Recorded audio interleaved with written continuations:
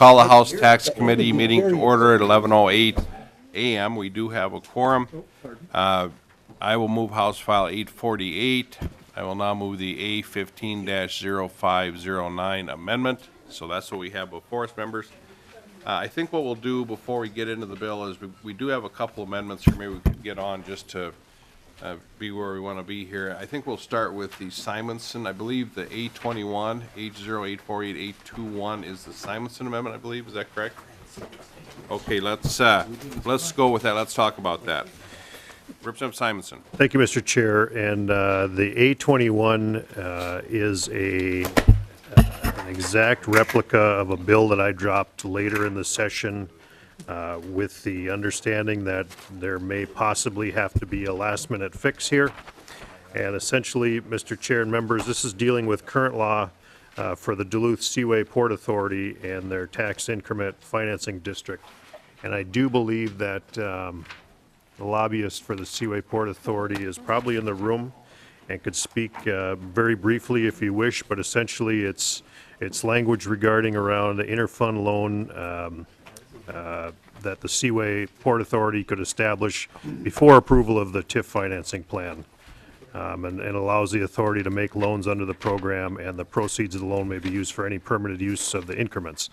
Now, there's nobody that I'm aware of that's opposed to this. I know the League of Minnesota Cities was working on some language, and I think that conversation has happened between the League and the Port Authority, and we don't have any problems there, but I do think, Mr. Chair, Bradley Peterson does represent the port if you want him to speak briefly. I think that'd be a good idea, Mr. Peterson. What changes are, please state your name and who you represent for the record, please. Thank you, Mr. Chair. Bradley Peterson with the firm of Flaherty and Hood here today on behalf of the Duluth Seaway Port Authority. Welcome to the committee. Thank you. If you could explain what changes we're making here, what the Simonson Amendment does. Absolutely, Mr. Chair. And this is really in response to the language that was originally introduced in House File 1123, which was your bill that you carried for the League. The initial draft of that bill caused some concern related to an interfund loan program that the Port Authority had approved in 2010 and whether or not it would still work.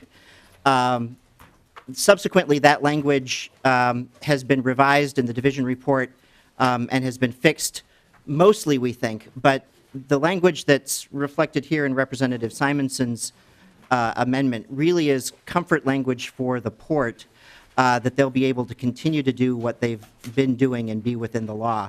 The site that's in question, Mr. Chair, is a almost 600-acre site that's a former U.S. steel plant in West Duluth.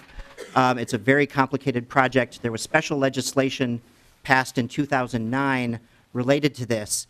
And so rather than try to change or adjust the League's language to fit the Port Authority, we thought that it would be best to simply make the changes within the special authority that had already been granted to the port in 2009. Okay, now, Representative Simonson or Mr. Peterson, is this something that needed to go through property tax division? Representative Simonson. Mr. Chair, this is the exact language of a bill that I introduced maybe 2 weeks ago, and it was referred right to taxes. So I haven't had any conversation with either your staff or Chair Driscowski as if it needed to be referred down to the division. Okay. I think, any other comments, Mr. Peterson? Mr. Chair, just to say that, we realize that this is something of a last-minute request, but it really is in response to kind of the to and fro of legislative activity here, and the decision was made really over the weekend by the Port Authority that they felt like they needed this language. Okay. I guess, is there anyone who wishes to testify on this amendment from the audience with concerns? Does the department have anything they'd like to say on this? Okay.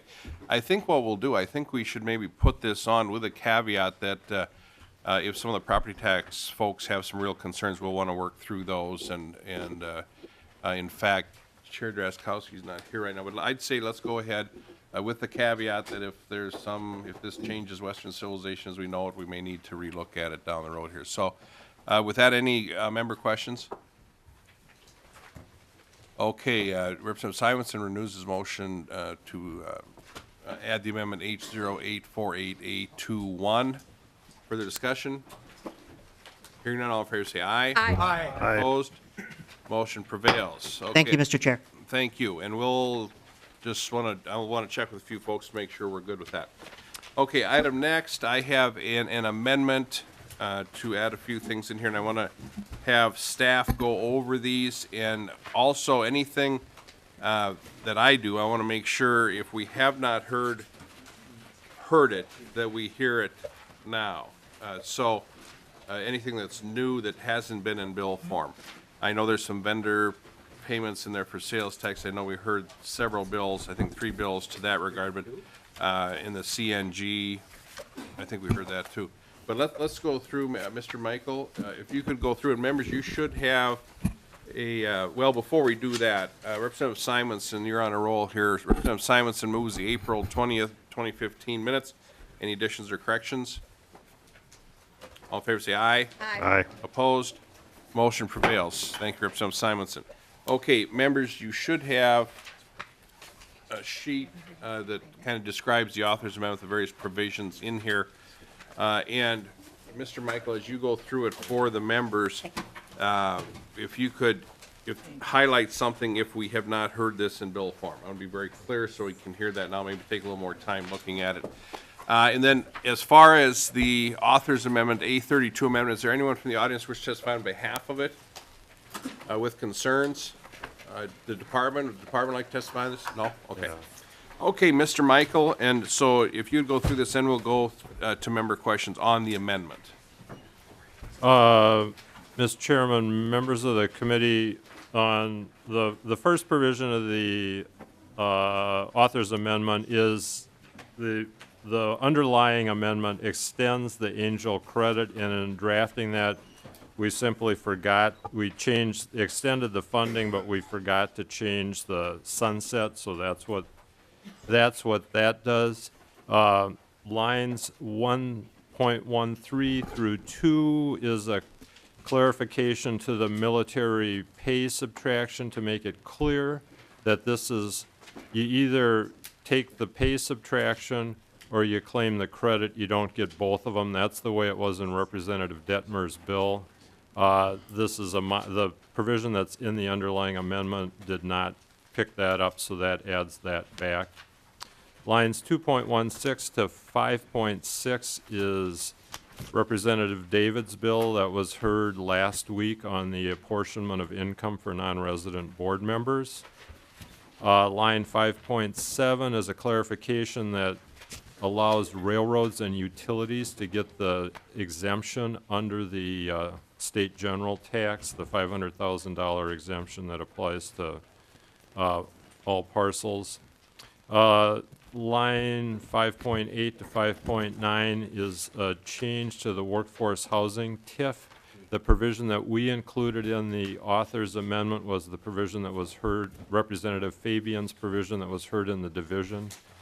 We didn't realize that the Jobs Committee had added a separate amendment that essentially allows that TIF to be used not just for rental housing, but also for manufactured housing and modular homes and that sort of thing that's not rental housing. So that adds that authorization in. There was also in the LMC TIF bill, there was a one division amendment, a 2-word amendment that did not get picked up, and that's added. Lines 5.1 to 6.3 and then 6.21 to 7.8 adds a new sales tax vendor allowance. The committee heard vendor allowance bills. This is a variation on those that provides a 0.3% allowance on the first $10,000 of sales tax. Line 6.14 to 6.2 modifies the sales tax exemption for bullion coins to remove the requirement that the sale be based on the spot market price. Line 7.9 to 7.18 is just, there was a additional provision for the CNG motor fuels rate change. This makes it consistent with what federal law provides and with what the governor's tax bill provided. Line 7.9 to 7.27 is part of Representative Dean's tax credit bill. In his bill, he accelerated the repeal of the Minnesota Care provider taxes by a year. We just put in the income tax credit provisions and not the provider tax provisions, and it's now been told to us that we're supposed to be carrying that in the tax bill as well, so that's added.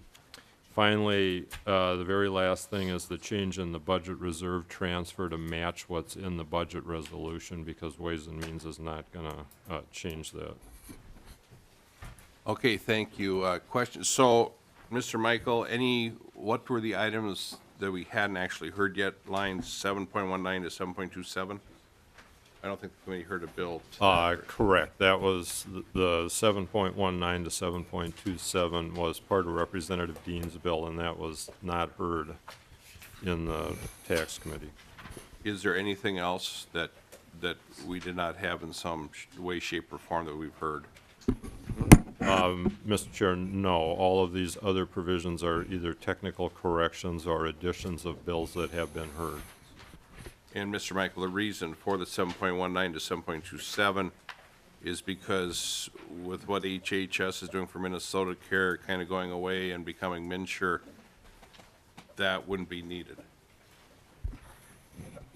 Mr. Chairman, I think that's part of the overall plan, and of course, it is a tax provision to repeal this tax, and so I think the thinking is that it's more appropriately in the tax bill than the human services bill. Okay, thank you, Mr. Michael.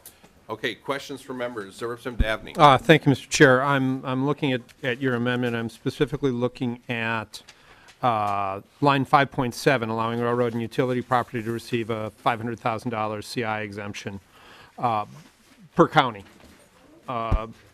What is the cost to the state of that? Because I assume that the spreadsheet that we received yesterday, I think, has not been updated to reflect this amendment. Ms. Dalton? Or Mr. Hines?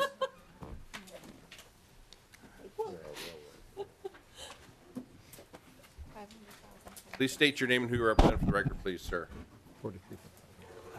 Mr. Chair, Steve Hines from House Research. Representative Dabney, we believe those costs were already included in the original language. We just weren't sure the database I was using to develop the numbers had that property in it or not, and we found out that it did. So it already is reflected in there's no change to the spreadsheet. Those properties should have been included. They just weren't in the bill language, but they'd been included in the modeling. Chair Dabney. Thank you, Mr. Chair. Thank you, Mr. Hines. I think I'm still trying to get my brain wrapped around then how much this costs. Would it be for each railroad operating in each county, each gets a $500,000 exemption, and each utility operating in each county gets a $500,000 exemption. So if you have 2 or 3 railroads operating in a county, that's a say 3 railroads, that's a $1.5 million exemption. Am I understanding the proposal correctly? Mr. Hines? Mr. Chair, that's correct. Remembering that it's basically 1% of value is the state tax, so 1.5 million is only what, $15,000 of tax. The database I had seemed to suggest that there was roughly $6 million a year was in those 2 provisions of the railroad and the utility. Under this, when I was able to separate out that classification separately just to see what those numbers look like. And all utility property does not get this. Like the attached machinery, the generation machinery, the big power plants, they don't get this. It's just certain kinds of utility property that lend themselves to individual parcelization. So if they already get the $150,000 break on under current law on their first tier, then they get the $500,000 on this on the state CI break. But if they're right now just classed as a one big entity that's all at the 2%, they would not qualify for this $500,000 break. Chair Dabney? Thank you, Mr. Chair, Mr. Hines. So the 500,000 is the exclusion, the valuation exclusion per parcel, or per railroad or utility per county. The 6 million is the cost to the state of that provision. Can you differentiate both the valuation exclusion for railroads from the valuation exclusion for utilities, and then the cost to the state in that exclusion from railroads and that exclusion from utilities for me? Mr. Hines? Mr. Chairman, Representative Dabney, I believe I can do that. I think the more appropriate solution would be to say that if we did not include this technical change, then we should probably have changed the bill to grant a, the bill was already reduced assuming that property was in it. The state general levy was already reduced assuming that property was getting it, so we could raise it back up. But I could go pull out those numbers and see what they actually are. Mr. Chair, Mr. Hines, I'd appreciate Sure, that Dabney. because I'm not sure in this bill we're raising the state general levy back up. Fair guess, Mr. Chair? Mr. Hines? No, I think that's for you. Oh. Are you going to raise the state general levy I in have this no bill? clue. Mr. Michael? What am I doing? Mr. Chairman, the author's amendment makes the bill consistent with the levy estimate that was in the underlying amendment. Thank you. So if you don't adopt this, then you would want to adjust the levy number. Back up. And I think Representative Dabney is correctly assuming that's not your intent. Chair Dabney, that's what I'm doing. Thank you, Mr. Chair. Thank you. Mr. Chair, Representative Drazkowski to that point. I'm trying to catch up here with the discussion around this, Mr. Chair, just got in, but I think Mr. Hines and I talked about this yesterday, but I think the intention is, and what this, am I wrong in understanding that this amendment would, I mean, the original intent was to repeal all of the categories of the general tax for C&I and not to leave stragglers out, so this includes those into the repeal as well. Is that right, Mr. Hines? Mr. Hines? Mr. Chair, Representative Drazkowski, the phase-out of the state general levy will affect all utility and railroad properties, yes, with or without this amendment. So this amendment is only related to the first, the exemption to the first 500,000, which comes in the first year, and this applies it to utility and railroad the same as it applies to other CI property, with the caveat that it's only one parcel per county per utility or per railroad. Now Chair Drazkowski? now I remember, Mr. Chair. Thank you. Okay, thank you. Okay, thank you, Chair Dabney. Chair Lincheski and then Swedzinski. Chair Lincheski. Thank you, Mr. Chair. And to the author's amendment, the provider tax issue, of course, was not heard, and I know you were just taking testimony on a Simonson amendment. Would you consider later in the day, you know, because we just learned about it 5 minutes ago, taking testimony on the change to the provider tax? That's a $227 million provision that's never had a hearing. I think we should do that right now. Let's do that right Well- now. Or Chair Lincheski? Well, Mr. Chair, I mean, we just learned about it a few minutes ago. I think it takes We could people a little while to drive here, so. Okay, we could come back to it. Okay. Yeah, if you're aware of anybody, let's get them in. Yep. Okay. Thank you, Chair Lincheski. The gentleman from Lyon. Thank you, Mr. Chair, and this question would be to staff. I had a constituent contact me about the section of 6.18 to 6.13, just on the bullion side. Wanted to make sure that from a junk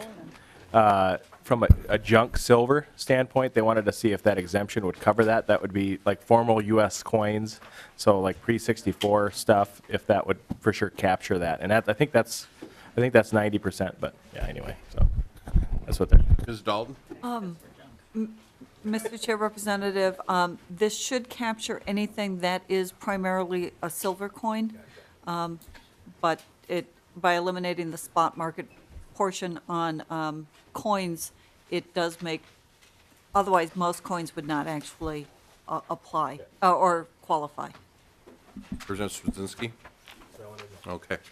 Okay, and members, if we act on this amendment to get the shape of the bill in the shape that I'd like, we can come back, of course, to any provisions throughout the day. So with that being said, further questions from members on the author's amendment? If not, I'll renew my motion to add H0848A32 amendment, understanding we can come back and discuss any of the bill at any time. All in favor, say aye. Aye. Opposed? Motion prevails. Okay, are there any other amendments? Mr. Chair, Representative Simonson. do you have, maybe it's not out yet, an A23 in front of you?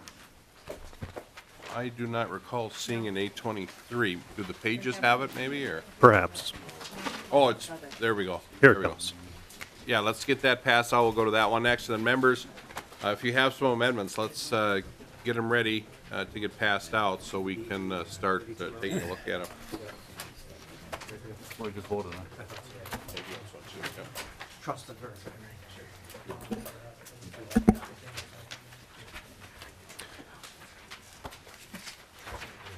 We'll just take a second to have members get the amendments so we can take a look at it here. Thanks.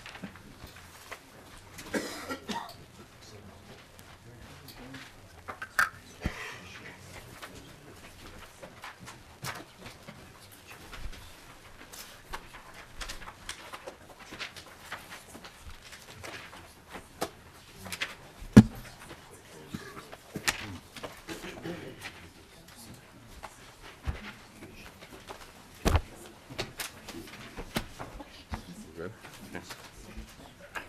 Okay, Representative Simonson moves the H0848A23 amendment. Two-year amendment, Representative Simonson. Thank you, Mr. Chair and members. And this is a provision that's cleaning up a special section of law that applies to City of Duluth sales tax. 2 years ago, we passed into law a 0.5% tax on food and beverage and a 0.5% tax on lodging that was dedicated towards revitalizing the western portion of the city that we call the St. Louis River Corridor. And in doing that, we created, I think, to the maximum of $18 million that would be used for bond payments to allow us to invest in this revitalization. We came back this year, Mr. Chair, you might remember, or maybe it was in the division, we had a bill that essentially established or changed, I should say, a western boundary of where these dollars could be expended.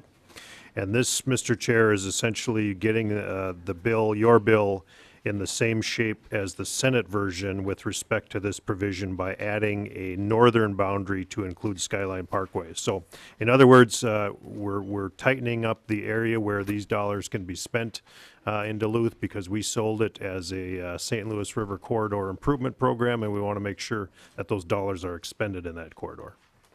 So, Representative Simonson, your original bill included Lincoln Park area and kind of to the west, and then what you're saying here is you're going up the hill to Skyline Parkway?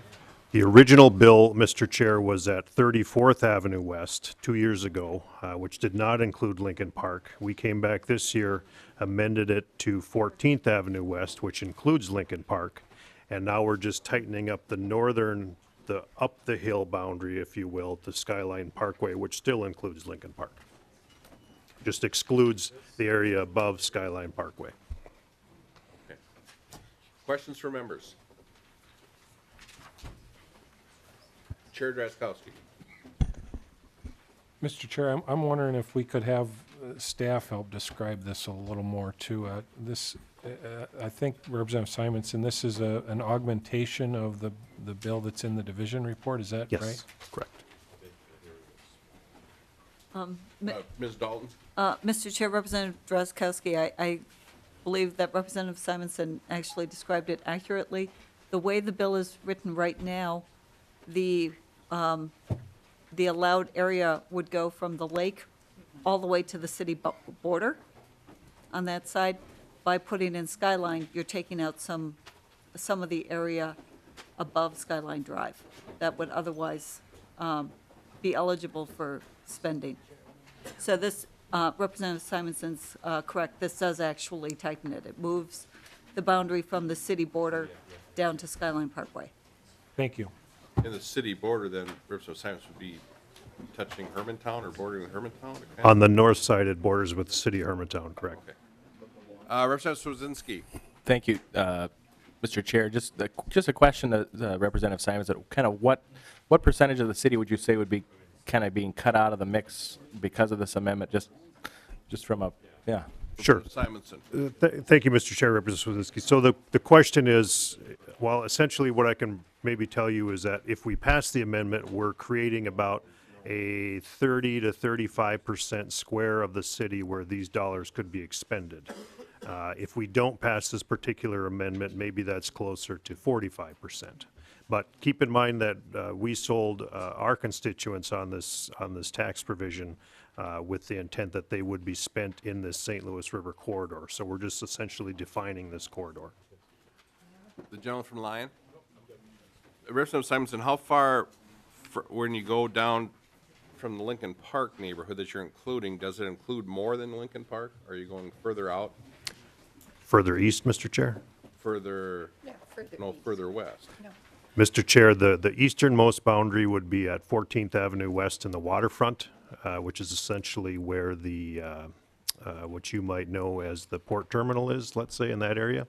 And then it would go straight up the hill in a northerly fashion to Skyline Drive and then all the way west to the city limits, encompassing all of Lincoln Park. Other questions for members? Anyone wish to testify for this provision or concerns, or does the department have, Mr. Cummings? Department have any comments? Not at this time. Okay. With that, seeing no other questions, Representative Simonson moves the 823 amendment. All in favor say aye. Aye. Opposed? Motion prevails. Thank you, Representative Simonson. Item next. Chair Linchesky. Chair, I have an amendment that I think the pages have. Yes, that I'm offering as a bill, Mr. Chair. It was my House File 990, and thank you, Chair Drazkowski. Chair Drazkowski gave this a hearing, but the hearing literally, and we can go back and remove the tape, was about a minute and a half because we were over time. So we were technically past the time the committee was supposed to adjourn, and then we powered through a hearing really fast, and it was over. And maybe I have that wrong. Maybe it was you, Mr. Chair Davids, but I can't recall for sure where it was heard, but the hearing was a minute and a half. So we really didn't have time to get into this, and, you know, I thought I would appeal to members of this committee to understand this issue a little bit. And so, Mr. Chair, I'd like to move House File 990 as an amendment. Okay, Chair Linchesky moves House File 990 as an amendment, and staff can do all their numbers that they have to do accordingly. Okay, so thank you. To the amendment. Yes, thank you, Mr. Chair. So, Mr. Chair, just so you understand this issue a little bit, and maybe members will learn about it, because most members aren't even aware of it. So I only offered 2 tax bills this year, and this is one of them. And, you know, I was hoping, this is a very small bill, and I'm bringing it forward for all the cities that are affected by this lodging tax issue. But, you know, my city is one of them. And so the situation we've got, I'll just use Bloomington as an example, but it certainly applies to all kinds of other cities. I think many of you represent them. The situation on this issue is that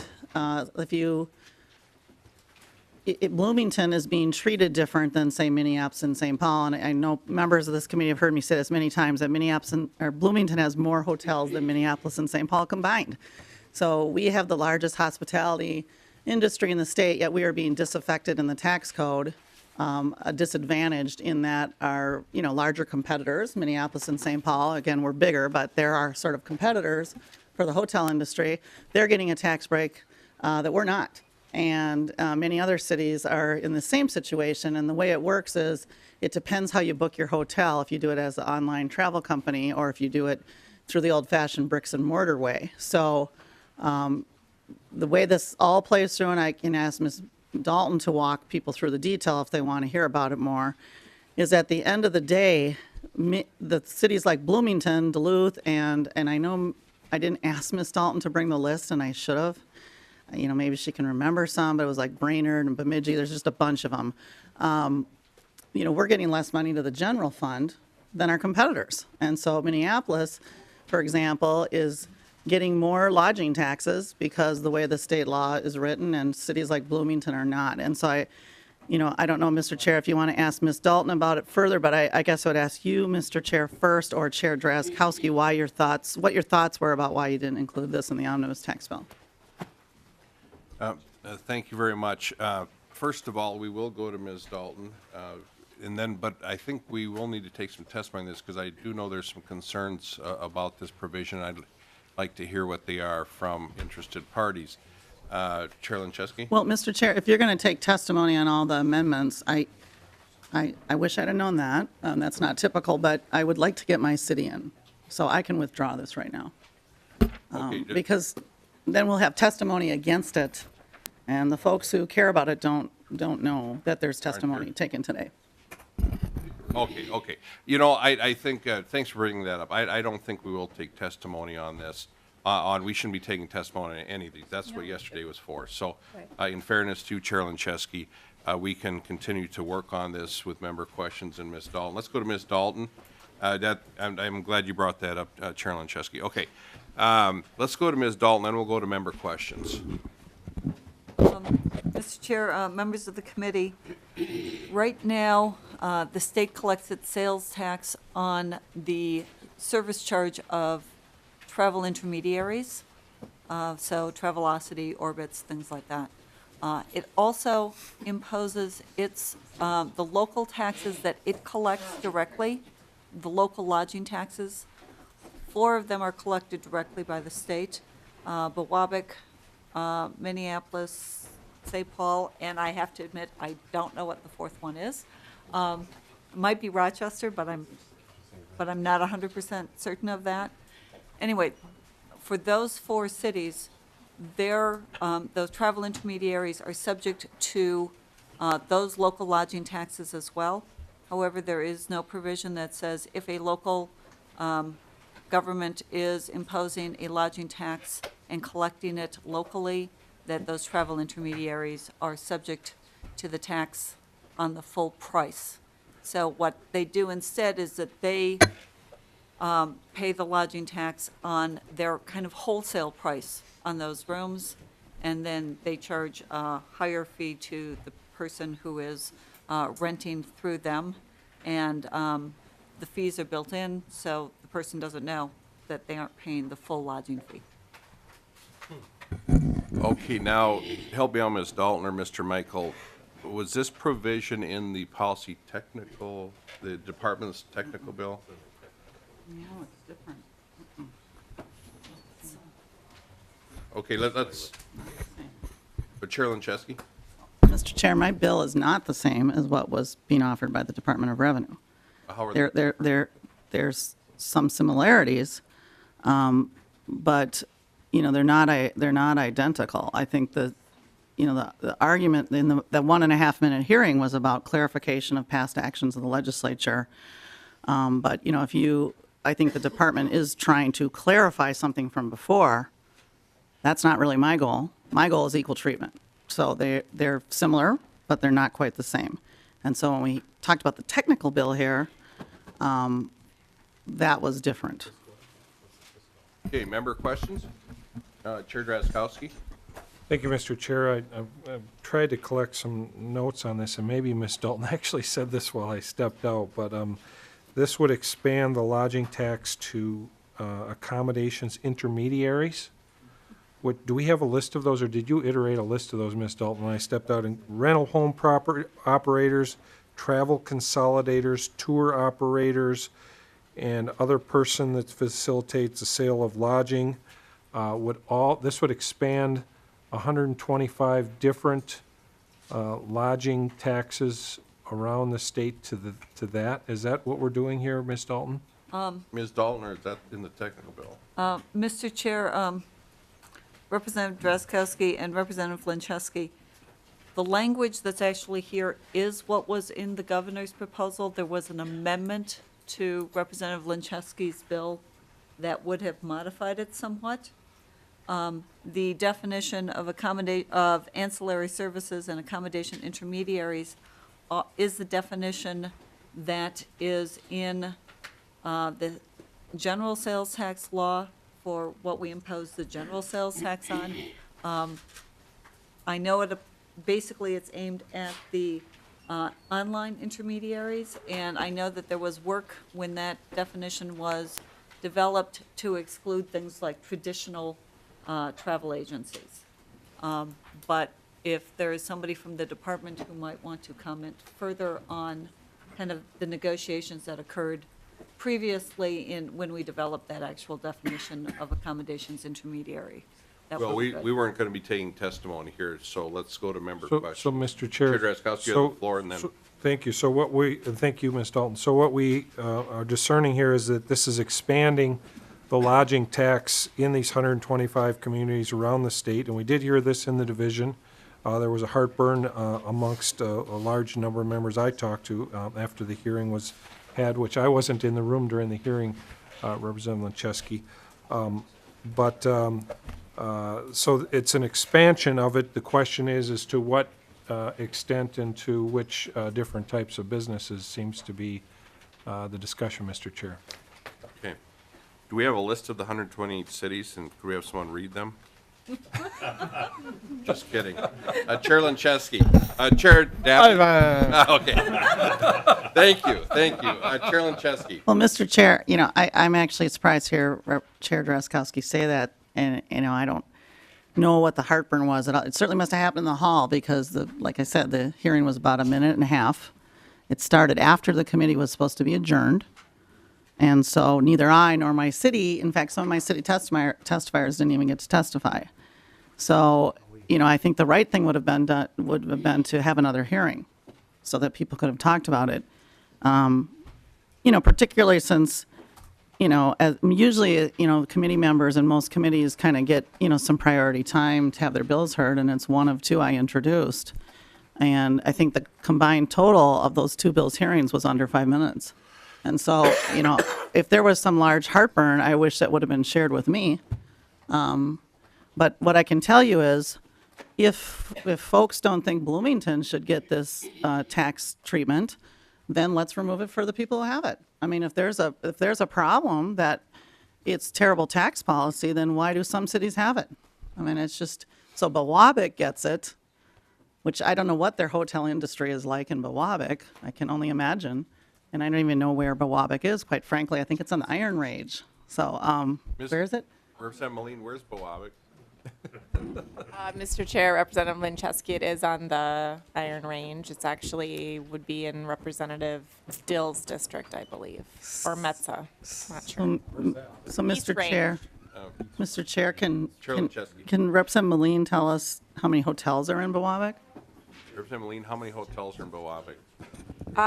Mr. Chair, Representative Lincheski, I'd guess 2 or 3 or maybe 4.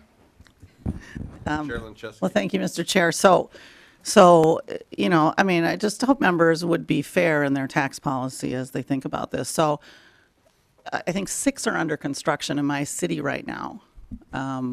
Again, Bloomington has more hotels than Minneapolis and St. Paul combined. Yet we don't get the same treatment that Biwabic gets in Minneapolis and St. Paul. So I think if the majority has a problem with treating this fairly, I mean, there's 2 ways to do it. You take it away from those cities, or you give it to everybody. And most of the cities who would get this equal treatment would be in your members' districts. And I do have the list. I can bring it later. And they're mostly greater Minnesota. So, I guess, Mr. Chair, I'm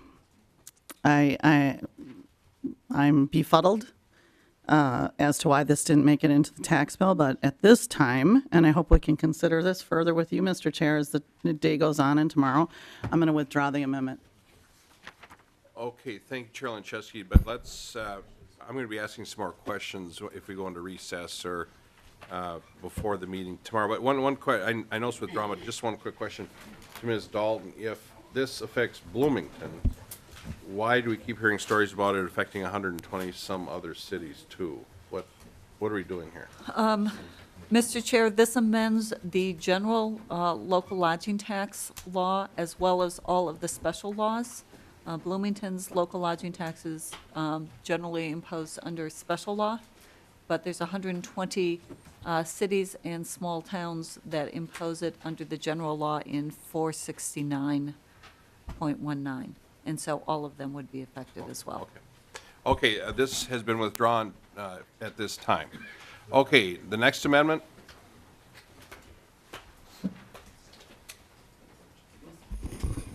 Mr. Chair? Luchesky? Oh, I'm sorry. Chair Anderson? Sorry, Mr. Chair. I have the A26 amendment. Okay, we have the 826 amendment. Staff will get the amendment passed out. Or a page here.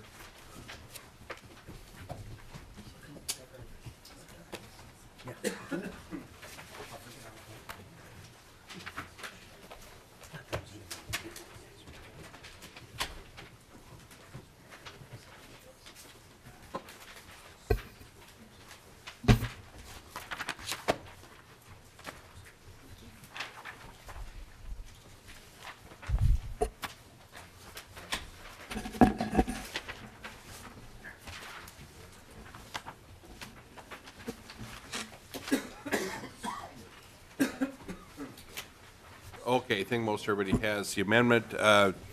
Representative Anderson moves the H0848-826 amendment. Chair Anderson. Thank you, Mr. Chair. This is an issue that we had an earlier conversation about in the Property Tax Division. It's dealing with the health-related costs that counties have experienced due to the different changes on healthcare in the state, MNsure, and medical assistance in Minnesota Care. And so what this does is it asks the Department of Revenue to check with each county, compile some information on how much of an additional cost our counties are experiencing due to the changes. We heard testimony in the Property Tax Division of several different counties having to hire additional staff and reallocate funds in order to address this issue, and I think it would be helpful for the legislature to get a better picture of the impact of this overall. And so that's what it does in a nutshell. Thank you, Chair Anderson. Yes, questions from members? Representative Loeffler, then Dabney. Well, thank you, Mr. Chair, and, there's no question that there were some issues. There was not enough lead time provided to do all the complicated programming, and in Minnesota, though, we did two things at once. We created our exchange as well as attempting to update the computer technology that counties use for eligibility that, quite honestly, all of us should be embarrassed with because it is 1970s and 80s computer platform that has had a few minor updates in the 90s and maybe a minor adjustment in the 2000. And the reality is right now that DHS cannot find enough consultants to come out of retirement because they haven't been teaching this programming for decades to even implement the law changes that we enact. And so we had two things kind of happening at the same time. We had MNsure as the access point to applying for, if you were eligible, Minnesota Care MA, but at the same time trying to upgrade a system that literally is based on 80s and 90s. Like we all, people at the counties will have color monitors. I don't think they sell black and white monitors anymore, the green and black ones, but they actually will see green and black screens like, some of us are old enough to remember. And it takes about 18 months for an eligibility staff person to actually learn all the coding because it isn't at all like how a modern system would work. And so there have been definitely burdens imposed on counties with doing that. I just think it would be difficult for them to go back and recreate all of that and separate the two items. I'm sure they could make an attempt at some portion of the combined effort, but I'm not sure if the amount of time that, if you wanted a really accurate report, it would take a lot of effort, and I'm not sure, Representative Anderson, if your intent was to try and have them sort out those sort of things, what was related to getting onto MNsure and creating an account versus what was dealing with the other portions of the eligibility system. Okay, thank you, Representative Loeffler. Well, I just wonder if Representative Anderson would just be clear about what it is that she's trying to get to. Is it everything? It's updating the computer system and MNsure, or you want to try and have the county separate out MNsure itself, the establishing accounts, getting employees registered? That's Chair perfect. Anderson, S. Thank you, Mr. Chair. And Representative Loeffler, it is all of the above. Essentially, what we heard in testimony in the Property Tax Division is counties have been tracking how much this is costing them because they've had to make adjustments within their budgets to account for those additional costs. So I know that they have been analyzing how this has been impacting their budget. And at least for the counties that came to testify, they certainly had their ducks in a row and how much this was going to add to their burden as a county unit. And I just think that that would be helpful information for us at the legislature to have as we're moving forward, making important decisions in this issue area. Representative Loeffler. Well, thank you, Mr. Chair, and thank you, Representative Anderson. I do think it's, people are working to change these systems and update them. So it might be more useful to say going forward as opposed to trying to recreate back to 2014, because that just puts one more administrative burden on the counties to try and recreate a fiscal year they've already closed out and moved on and trying to dust off the memory banks. But I'm also wondering why you have the report just due to the committees on taxes and not those with Health and Human Services, because this really is a Health and Human Services issue as much as anything. Chair Anderson, S. Thank you, Mr. Chair, and Representative Loeffler, because the chair of the tax committee is, this is part of his committee. It's not that this would be mutually exclusive and that only the tax chair could have it and have witness to it. I am assuming that Representative or Chair Davids will certainly share that with the rest of the legislature, and the document will be made public to all of us at the legislature. So just because it says that it's going to be directly reported to the chair of taxes does not mean that that won't be shared with the rest of the body. Representative Loeffler. Thank you, Mr. Chair. And I don't have any problem with trying to get some good information about how property taxes have been impacted by a whole variety. I'd love to have this committee spend a whole hearing talking about the impacts of human services on property taxes. But I wonder if you've had a chance, Representative Anderson, to talk to the counties and to find out how much work this would be and how prepared they are to doing that, and what their estimated costs would be. Chair Anderson, S. Thank you, Mr. Chair. And Representative Loeffler, in the Property Tax Division, we had a couple of different counties come and testify. There was some documentation, too, of counties that have already gone through this process and provided this information. Just to give you an example for your idea, Olmsted County said that they added 3.7 staff, and then Ramsey's has here 20.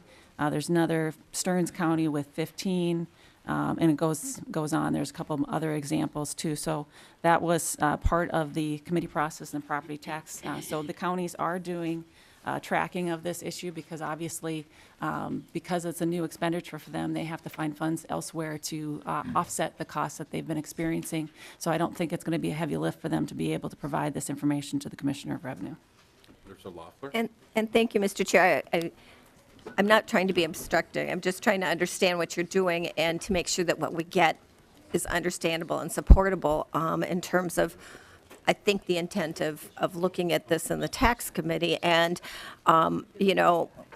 the funding of counties is pretty complicated, and it continues to be even more so. But there's a combination of federal and state dollars is your intent to, and local dollars is to sort out that if, since you're bringing this to the tax committee, rather than Health and Human Services, I assume that your focus is more on the local expenses?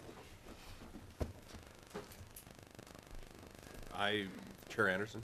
Mr. Chair and Representative Loeffler, this is to figure out what the financial impact has been on the counties and how that's played a role in their property taxes. That's why the bill initially went to the Property Tax Division, and that's why this version of the bill is here, or this amendment is here in the Tax Committee.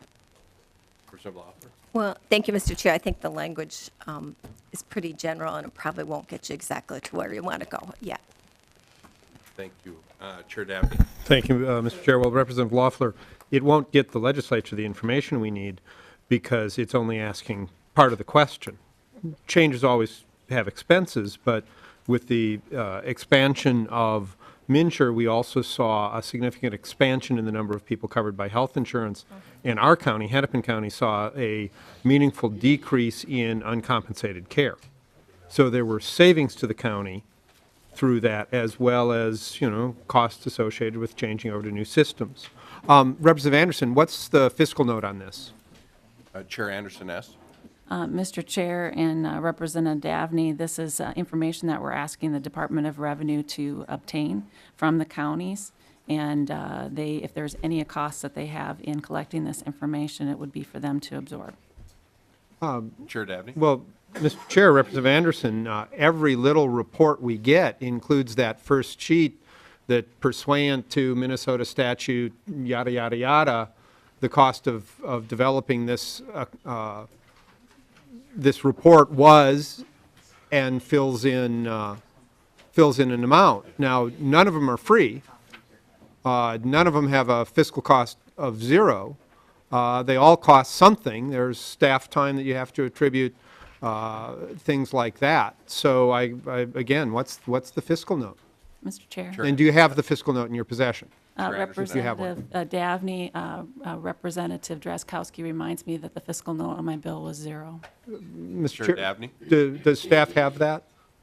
Because I've never seen one of zero on these things. Maybe Ms. Schill could join us? And Mr. Chair, Dabney. have you requested a local impact note on this? Because this is directing costs onto the 87 counties across the state to, again, put staff time and research time and resource time into collecting this data and assessing it and then transmitting it over to the state. So have you requested a local impact note on the Yes, we costs have. associated with this? We have. And if Ms. Thank you. Schill could help us out here. Mr. Chair and members, Kathy Schill, House Fiscal. This is a complicated issue. I first requested a fiscal note for this bill in February, and we received a fiscal note prior to the Property Tax Division's hearing on it. Since then, the fiscal note has been retracted and is in process. So I can't give you the accuracy of the first fiscal note release that we had before the committee, but it was a nominal amount for the biennium. It was $59,000 for admin cost, and that basically was from the Department of Revenue. There was also a response from the Department of Human Services on this. So at that time, without an update, that's how I can answer your question right now. Mr. Chair, I was never good at math, but 59,000 is not the same as zero in the math that I did learn. Per month? And I would imagine even under Common Core, 59,000 is not the same as zero. And retracted is not the same as zero. So we seem to, in fact, have at this point, prudently, we would have to assume, or we would have to account for at least a $59,000 expense. It might come out less, it might come out more, but it seems imprudent at best to go forward with a $59,000 cost that we're assuming will be taken care of by fairy dust. Your spreadsheet doesn't seem to include much fairy dust, or a lot of it. I'm not sure which. Mr. Chair and members, I'm sure Representative Drazkowski and Representative Anderson remember the revenue estimate, which did have zero in fiscal 16 and unknown costs for the years thereafter. So this was a combination of both revenue estimate and fiscal note. And so right now, what we could do is I could see upstairs what kind of update we might have, if that would please the committee. And Well, Mr. Chair. to be Chair Anderson determined. asks. Representative Dabney, when you passed the MNsure language, did you guys have a local impact note on that? Chair Dabney. Mr. Chair, Representative Anderson, that wasn't my work, so I can't speak to Well, I think what we're doing what was there or is, wasn't. But Mr. Chair, Chair Dabney. local costs are local costs. What was done in the past is immaterial. You're imposing local costs on 87 counties. Whether we accounted for those costs in the past or not is immaterial. You're doing it right now. That's what matters. There's a fiscal cost to this proposal. We need to account for that. There's a local cost to this. We should account for that. The chair has indicated that he's asked for a local impact note. We should know what the costs are of what we're going to do rather than just make stuff up as we go along and make up numbers that we want. 59,000 is not the same as zero. Mr. Chair. Chair Anderson, yes. Thank you, Mr. Chair, and Representative Davney. However, you failed to recognize the fact that this change in our law is costing counties, not just in the past, but going forward as well. And I think that at the minimum, it's our responsibility to figure out what those costs are, if there are policy changes that we can make here at the state level to help make those changes. And I've got testimony after testimony of different counties that have expressed concern over the changes that were made and are asking for some kind of recognition here at the legislature that they are eating these costs. And I think that that would be helpful for this committee, as well as all the other committees here at the legislature, to get this information. I'm just asking for additional information. That's it. Well, Mr. Chair. Chair Dabney. Representative Anderson, your simple ask for additional information is going to cost the property taxpayers of this state $59,000 for the state and unknown amounts of money in 87 counties.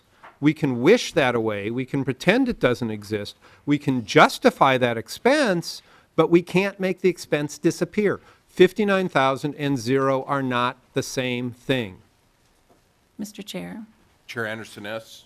And Representative, for the Hennepin County alone, they had to hire an additional 75 FTEs. So this is no small number. And I think at least to the citizens that we represent, we owe it to them that we look at this issue and figure out how much have we passed on to the counties and, what can we do to rectify some of the problems that they're experiencing. And these are ongoing problems. This isn't something that's just in the past. It's going into the future. So Mr. Chair? with that, Mr. Chair, I'll leave it at that.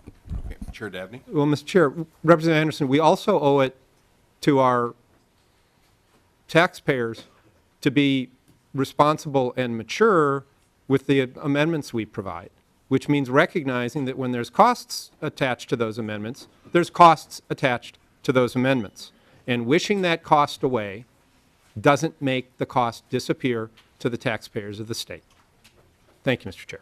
Chair Drazkowski and then Moline. Chair Drazkowski. Thank you, Mr. Chair, and thank you, Ms. Schill. I remembered a zero very clearly with that discussion when we heard that in committee, and indeed it was the revenue note. And I'm curious, the retraction of what was then a fiscal note for this, what we could expect. Maybe Ms. Schill couldn't give us any more information on that, but I don't know that I've seen a retraction like that before, or what might have inspired that. So, Representative Davney, no, it's not, going from 0 to 59,000.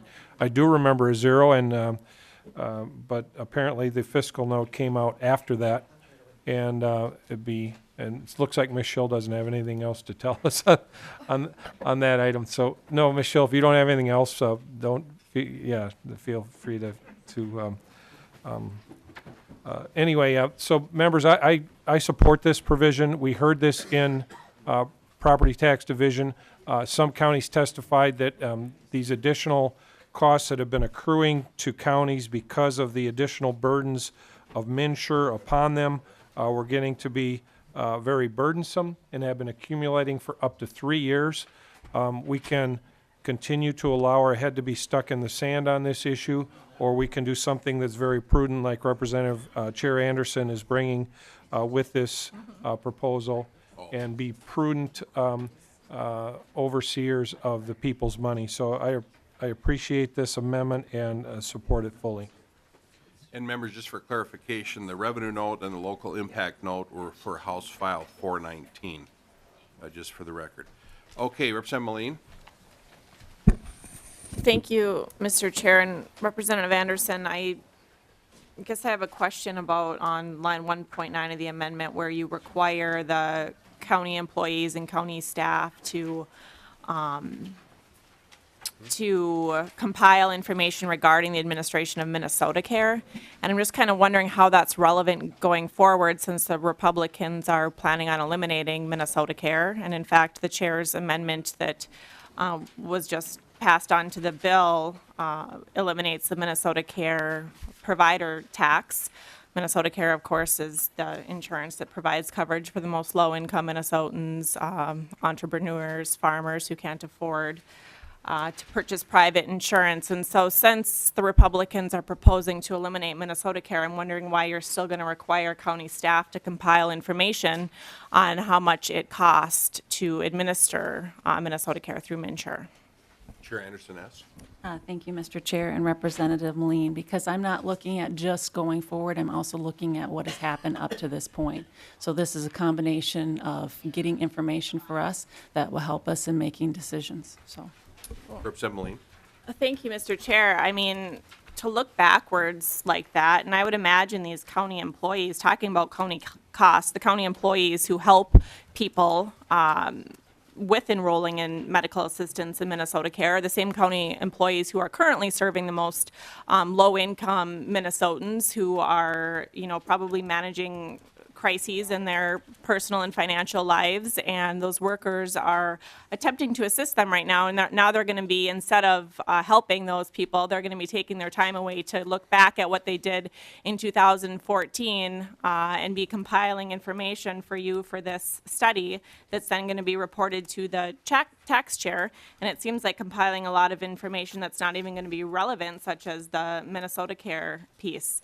So, you know, just thinking about the counties that I represent, St. Louis County and Itasca County, you know, we are in a slight economic downturn right now on the Iron Range, and unfortunately, when that happens, people do turn to county services more. And now, instead of being able to serve those people, you're going to have county employees compiling information for this study for stuff that happened in the past in 2014.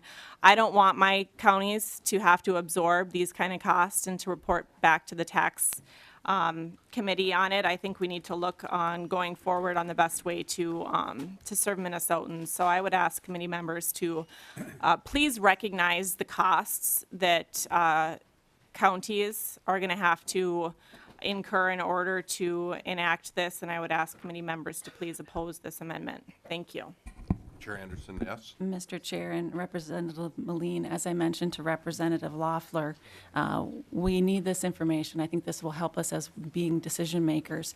And the counties have already been gathering this data because they've had to make adjustments within their county budgets to account for the additional burden that they've had. And there's been lots of different reports about some of the workload that counties have experienced because of the changes in law. In Sherburne County, the health official there said it's shifting its backlog, that the Department of Human Services is shifting its backlog of unprocessed paper applications. In another county, Stearns County, Stearns County is expecting it will need to process about 3,040 paper applications for MNsure in the next 14 months, or about 217 per month. So they've already been collecting this data. It's more of getting this information to us as legislators, as decision makers, and making sure that we have the information that we need to make sound policy decisions here at the state level. Representative Moline. Well, thank you, Mr. Chair, and I've never seen this language before. I don't sit on property taxes or health and human services, which I assume this language would have been heard in that committee. I don't know if it was or not, but I would like some time to contact St. Louis and Itasca counties and present this language to them and see how much they think this is going to cost them, how much staff time they'll have to put into responding to this request. And I simply haven't had time to do that, having not seen this language before. So I would ask that we at least have time before we vote in order to contact our counties to ask what costs are associated with this. Thank you, Representative Loeffler. Well, thank you, Mr. Chair, and as I've had a chance to think about this a little bit more, you know, I think if your intent is to help counties deal with unfunded mandates and understand how much that is, I think we can probably bring a whole lot of information to the table. The people that you're asking to do this are actually in the Health and Human Services bill going to be asked, because they're the eligibility staff, to step up and do a tremendous amount of new work working with a private contractor in which Chair Dean assumes that they're going to somehow come up with $300 million of savings. And it's the exact same people who are working on this. And while county, it's easy to, off the top of your head, say we added 3 new people to deal with a backlog. The reality is a lot of those people were also eligible, found out they were eligible for perhaps food support. And they may have gotten, $20 a month now of food support as a result of our combined application. We tend to have, people fill out one set of forms rather than multiple. And so it's not as simple as you think in terms of a financial worker processes accounts on the computer.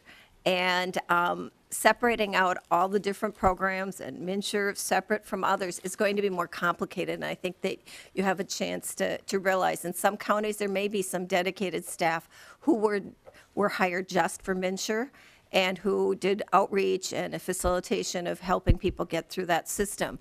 In other counties, it's a multi-purpose financial worker, and they might, be doing 20 minutes on this, and then they go switch and helping someone else, and they've just got a stack of it's not usually paper applications, they have a stack of workload backed up in their computer that they're just trying to process through. And so for some counties where they did actually add some additional personnel, I'm sure they were accurate in testifying on what that was, but 87 counties are very, very different. And I suspect that we'd have a real challenge for some counties. And counties, I think, really do try and do an accurate job. You're not asking for an off the top of your head, rough estimate. When they put things down in a report, they really try and do it right, with going back and trying to do time studies and estimate what volume of applications came in through this door versus that door. They all end up in the same desk on the same computer in many of the smaller counties. And so there really will be a local impact cost to this. And I think if you really want to help the counties, the way to help them is to increase county program aid and recognize the fact that they have growing demands from state action in bills passed in the past and definitely in the bills going through right now, and that we ought to recognize that in property tax relief through this committee. Questions from members? Representative Petersburg? Thank you. As Mr. Chair, and as I review normal practices on nonprofit organizations and other agencies and other groups, even small nonprofits that we might be involved with, when we implement a policy like this, which is fairly large, one of the things that if we want to be successful, we have to take time to evaluate what has happened in the past. In other words, we need to collect dollars, and we need to put dollars invested into that, because I don't know of any group or any policy that you want to make effective that you don't want to have some sort of evaluation at the end. I think this is just asking, what is our cost? What has it been? How are we going to determine whether or not it's effective? And it's going to be helpful to the legislature because we're making some of the policies that impact the county. So for us to say, no, we don't want to look at the past, we just want to look to the future, really doesn't help us figure out how we help that future become better. Because then we're just kicking the can down the road. And so it seems to me that this makes really the effect of helping us make better determination about the future. And what I found also interesting that I want to just remind you for the debate later on the floor is we've had some discussion around here that we don't want to look to the past. And so hope that also relies onto our transportation bill later as well. So, thank you. Questions for members? With that, Chair Anderson S.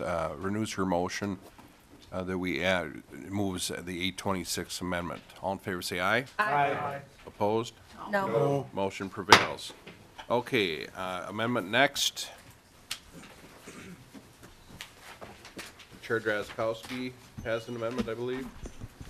Yes, Mr. Chair, I would move the A15-0503 amendment. Okay, if you could start describing your amendment, we'll get the amendments passed out to all members. Thank you, Mr. Chair. Mr. Chair, Representative Lewick had a bill before the division that attempted to bring together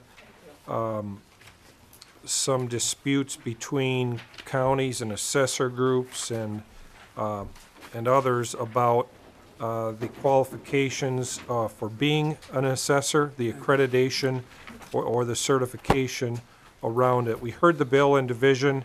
There wasn't, it was clear that this issue was not ripe for us to move forward with a bill in the division report, so we did not have one in there. Since then, Representative Lewick has continued to work on this bill very diligently and has worked with the assessor groups to bring forward what I think represents a good compromise that offers some light at the end of the tunnel for this somewhat contentious issue. So this amendment, Mr. Chair, and maybe Mr. Hines can help me out with it, but lines from lines 1.5 through 1.14 on the amendment make it clear that the county assessor who has the full accreditation has full ability to assess all property, including income-producing properties. And then paragraph B allows a county to hire an assessor who can appraise all but income-producing properties or all non-income producing properties, which would allow, as I understand in those cases, for those counties to be able to, and there are examples where counties only have a very small handful of income-producing properties, would be able to contract out with a neighboring county or another assessor in order to do that. And that's the fix on this. Lines 1.20 through 1.22, Mr. Chair, make it clear that the Board of Commissioners, in consultation then with the county assessor, would have the ability to outline the qualifications and training requirements for assistant assessors. So that's the amendment, and I would encourage members' support. Okay, questions for members on the 0503 amendment? Chair Dabney. Mr. Chair, maybe to staff, what's the definition of income-producing property? Well, how are we, what properties are we talking about here? Mr. Michael?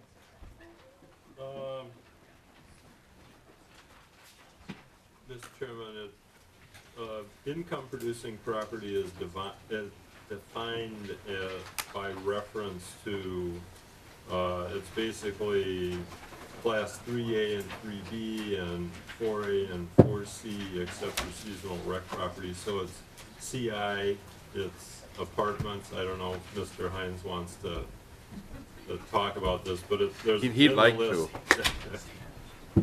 Yeah, so it's I think essentially what you would think about it, it's commercial, industrial, and apartment rental property.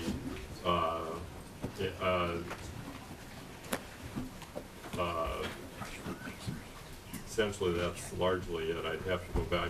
Since I'm not the main property tax person, I don't have all of those class letters burned into my memory to identify which of the things that may be excluding. Mr. Chair, Let's, Chair Dabney? if you're asking for Mr. Hines to come up, that's, Is that, well, I'm wondering about agricultural land that's obviously income-producing, forest land that's obviously income-producing, income-producing in the day-to-day use of that term and in the intent of the owners.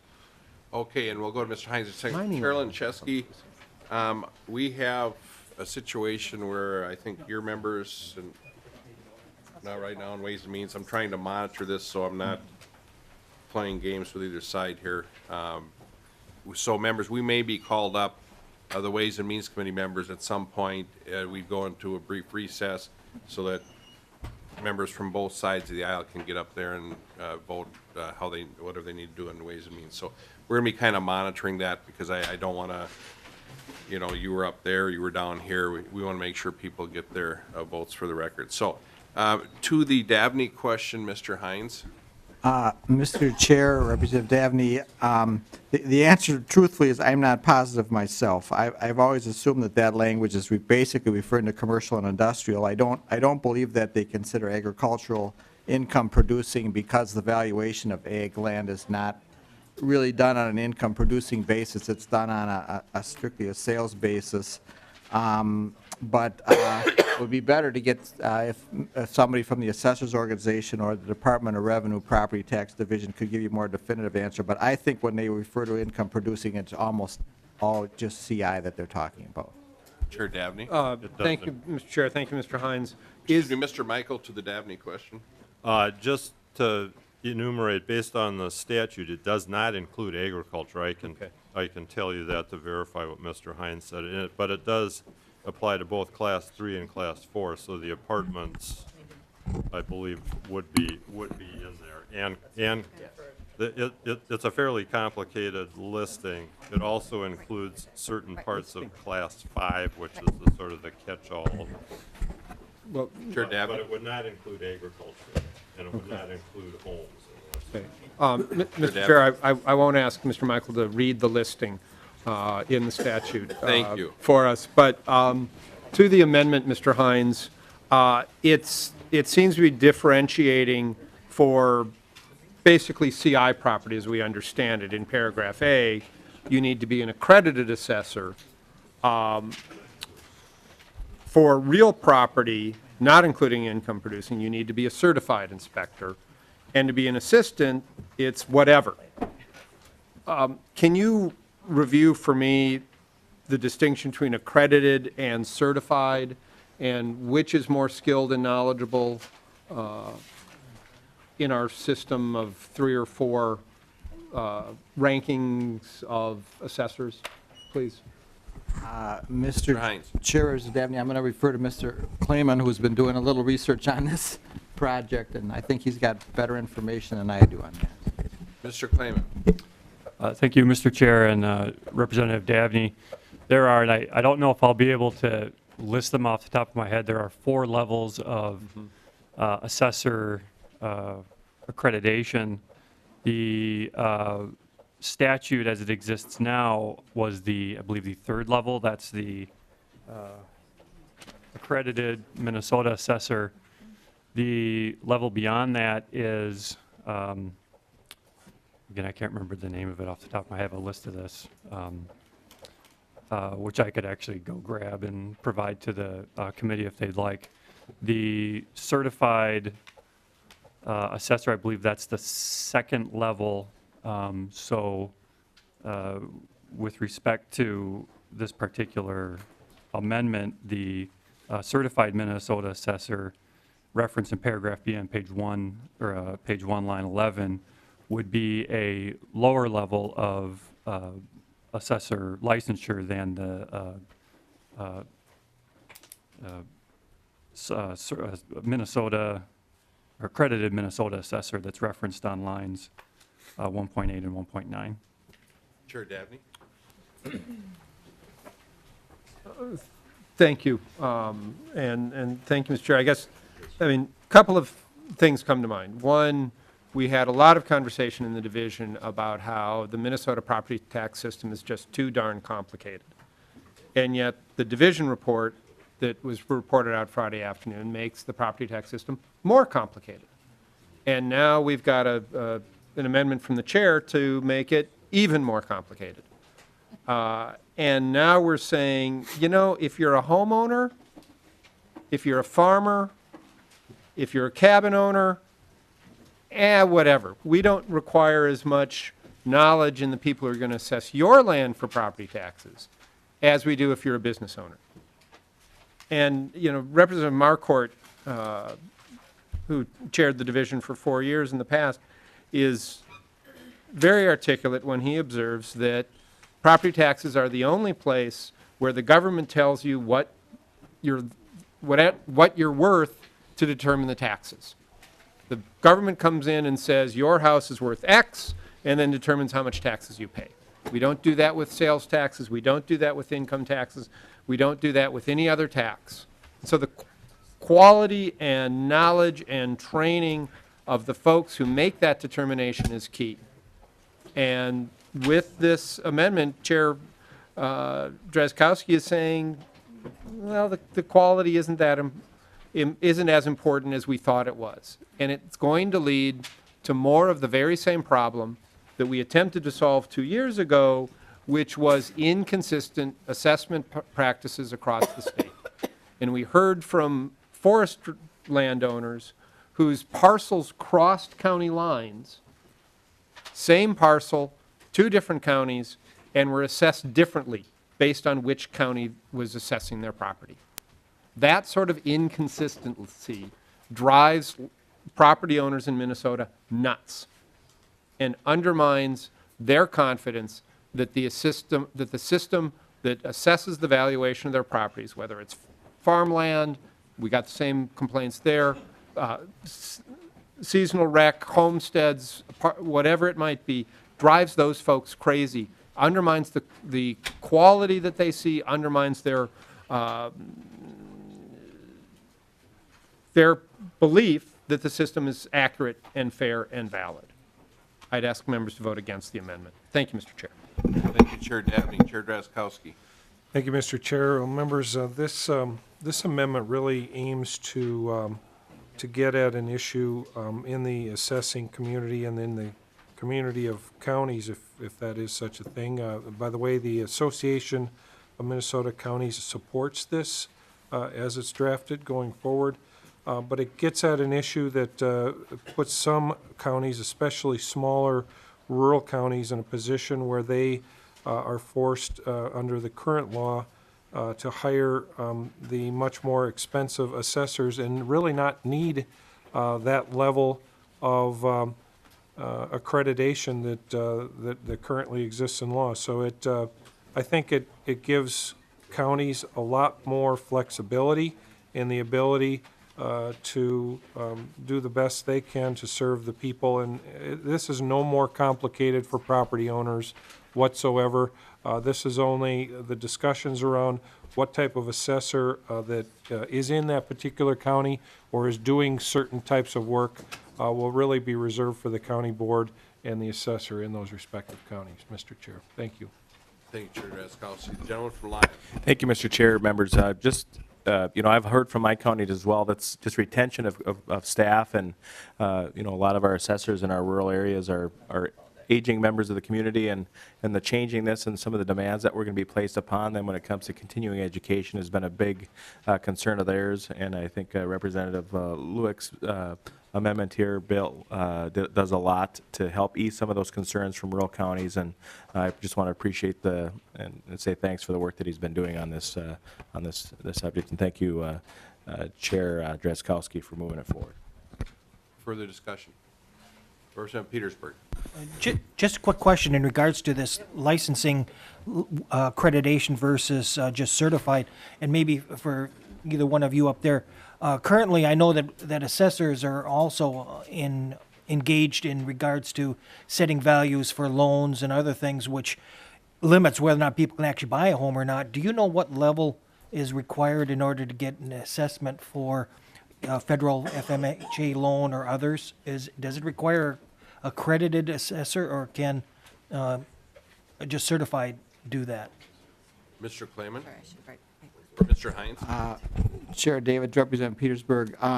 The assessor's office would never be involved in that, to my knowledge. That would strictly be a case of an appraisal from an appraiser. They can use the county's valuation coming from the assessor, but the assessor would never get involved in value for a loan purpose. Thank you for I don't clarification.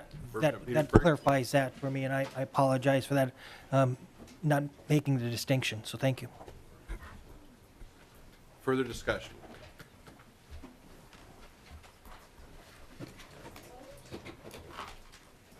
Okay, so we have the A15-0503 amendment before. Any further discussion? Hearing none, all in favor say aye. Aye. Opposed? No.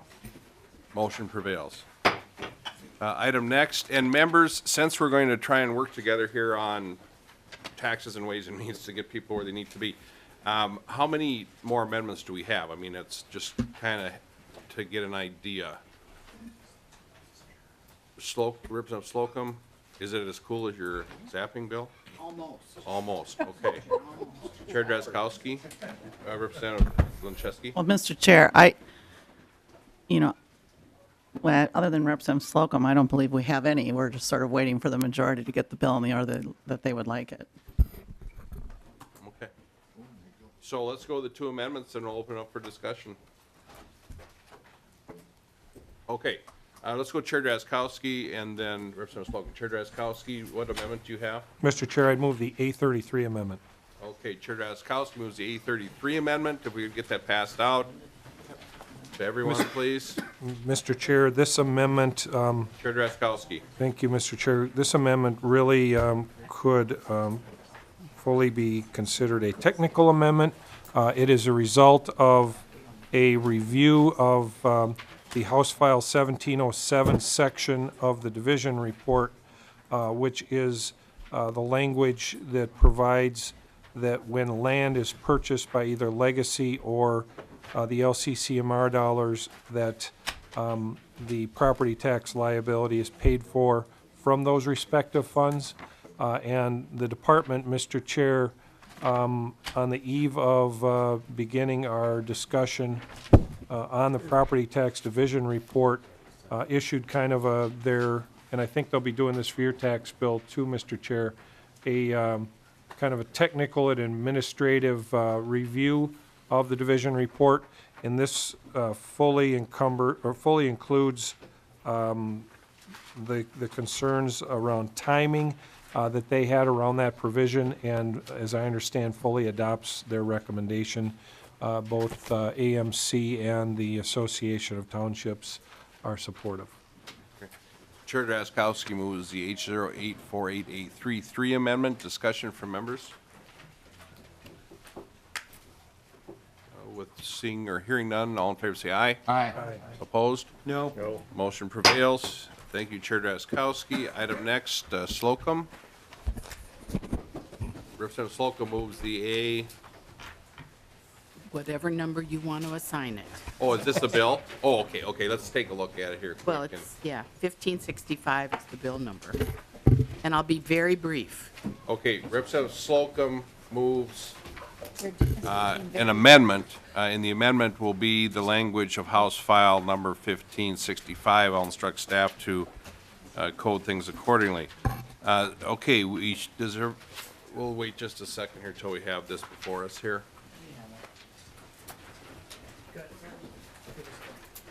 Mr. Chair, Okay, they have so- seen this bill. We've seen it in committee.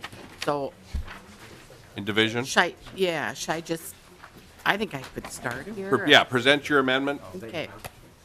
I would like it to be considered to be in the omnibus bill. And I think I wasn't as clear as maybe I should have been when presenting this bill.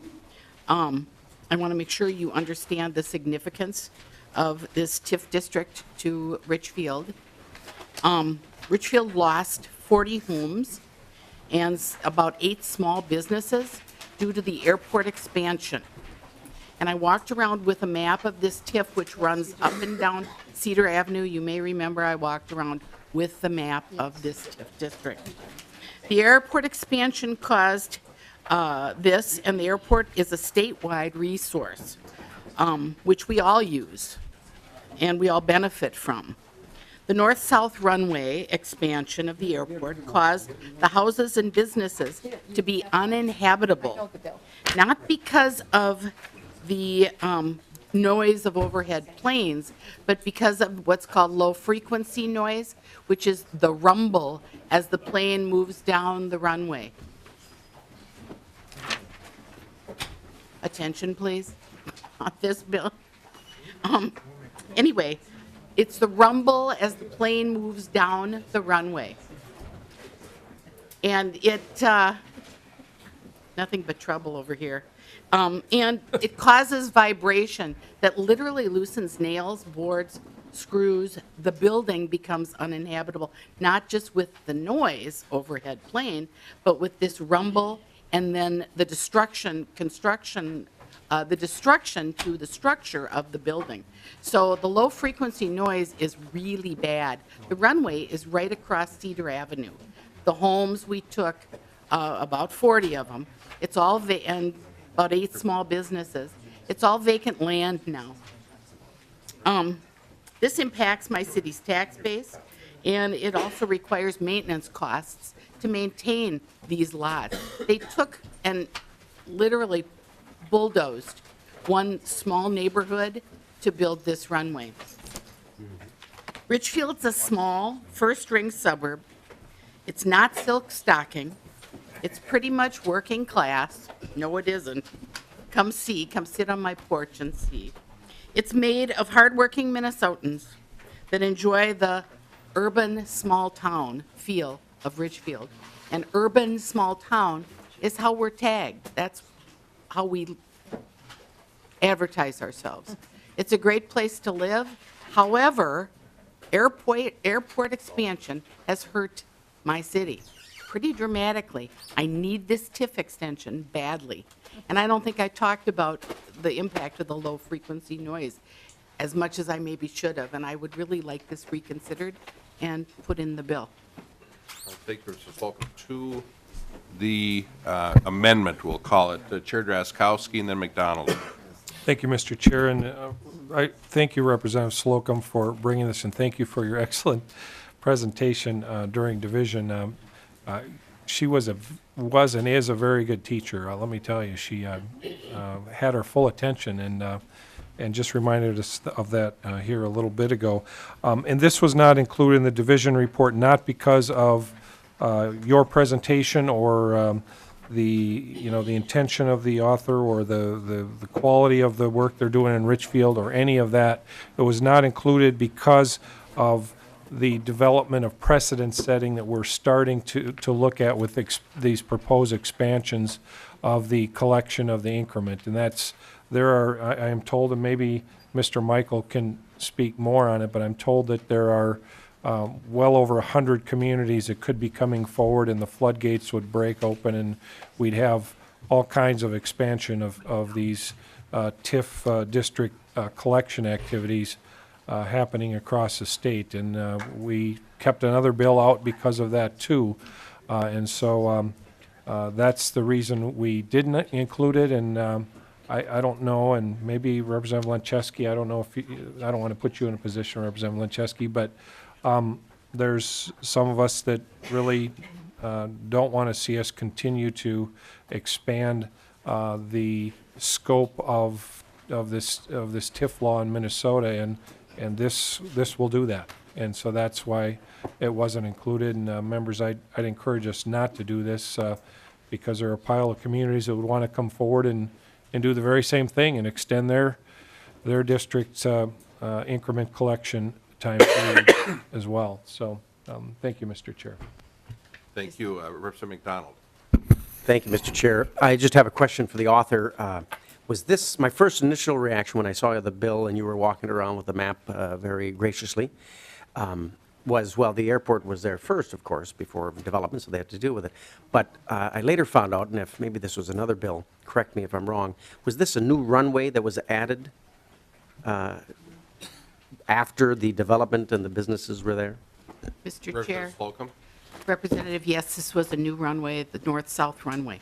New runway added to the airport. Airport expansion. And this, I also want to speak to Representative Drazkowski's comment. This is not anything new. And I want to tell you, I don't love TIF. I sure don't. In fact, I don't think TIF should be used unless it's used in a blighted area, which is what this area was when we had to take out a whole community of 40 homes. I'm sort of a purist on TIF. I think TIF is way overused. So you won't see me back with the TIF bill. But this is an extension of an existing TIF because of the downturn in the economy. Yes, I realize. But we vacated the land. It's just sitting there. And we need this extension to get some development going. Representative McDonald? Thank you, Mr. Chair. Well, as a former mayor, I was a fan of TIF. Delano, we used it for blighted areas and for development. Blighted areas, yes. I see and understand your situation and continue to open and listen to the debate and decide on how I vote. But I must be perfectly honest, I have a sympathetic inkling here towards your particular bill. Mr. Chair, Representative Slocum. was it the map going around that did it for No, TIF is a very useful development tool, but I believe it's overused right now in our cities. And I'm sort of a purist on it. If the area is blighted and way under utilized and the potential is there for improvement, then I like TIF, or it's a possibility. Otherwise, I think it's way overused in the state. I agree with you. Kind of an undemocrat philosophy. But hey, but this is an extension of an existing TIF district. Further discussion to the amendment? Chair Earhart. I think, Mr. Chairman, that point has been made, but this is an extension, not an expansion, so Representative Slocum said that 2 or 3 times, which is different than Chairman Jaskowski was describing it. So I think that that's an acceptable thing. You were extending the time, not expanding the capacity or the volume or whatever. Thank of you, where it's Chair. going. Earhart. Chair Jaskowski. Thank you, Mr. Chair. I think it might be useful if Mr. Michael would kind of remind us how some of this stuff works. Mr. Chair, this is an extension, and as I understand it, it's really the only time the legislature needs to get involved is if a community comes forward to extend these tools, if you will. And as I understand it, if the district expired and there was blight, they'd still be able to do another TIF on their own. Mr. Michael, is that accurate or not? Mr. Michael. Mr. Chairman, Representative Drazkowski, the situation with this, since they've removed the city has, as I understand it, torn down the houses, the blight that allowed creation of the district is gone. So they would not be able to create another redevelopment district when this one decertifies. I think the general concern that was expressed is that part of the primary rationale for the extension for this district and the Coon Rapids bill, which was also in, is that the recession essentially made it difficult to do development in, the 2008 to 2013 period. And there were a large number of TIF districts that were created in that period before the recession occurred. And that if you start using that as a rationale for granting extensions, that, then probably many more districts could come in and request many more cities could come in and request extensions as well, which would hold more property off the tax rolls for a longer period of time. Chair Drazkowski. Thank you, Mr. Chair. Mr. Michael. Any further discussion? Okay, Representative Slocum renews her motion that as an amendment, the language in House File 1565 be amended to the Omnibus Tax Bill. All in favor say aye. Aye. Opposed? No. Motion prevails. Okay, item next. Are there any other amendments? Representative Loeffler.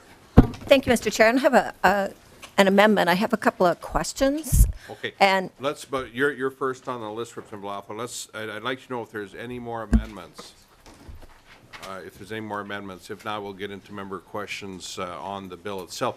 And Chair Linczewski, we said we'd be voting by 2:30 tomorrow afternoon, and we are coming back in, members, tomorrow for sure for a legacy bill. I think it's the Chair Erdahl's bill, so we will be here.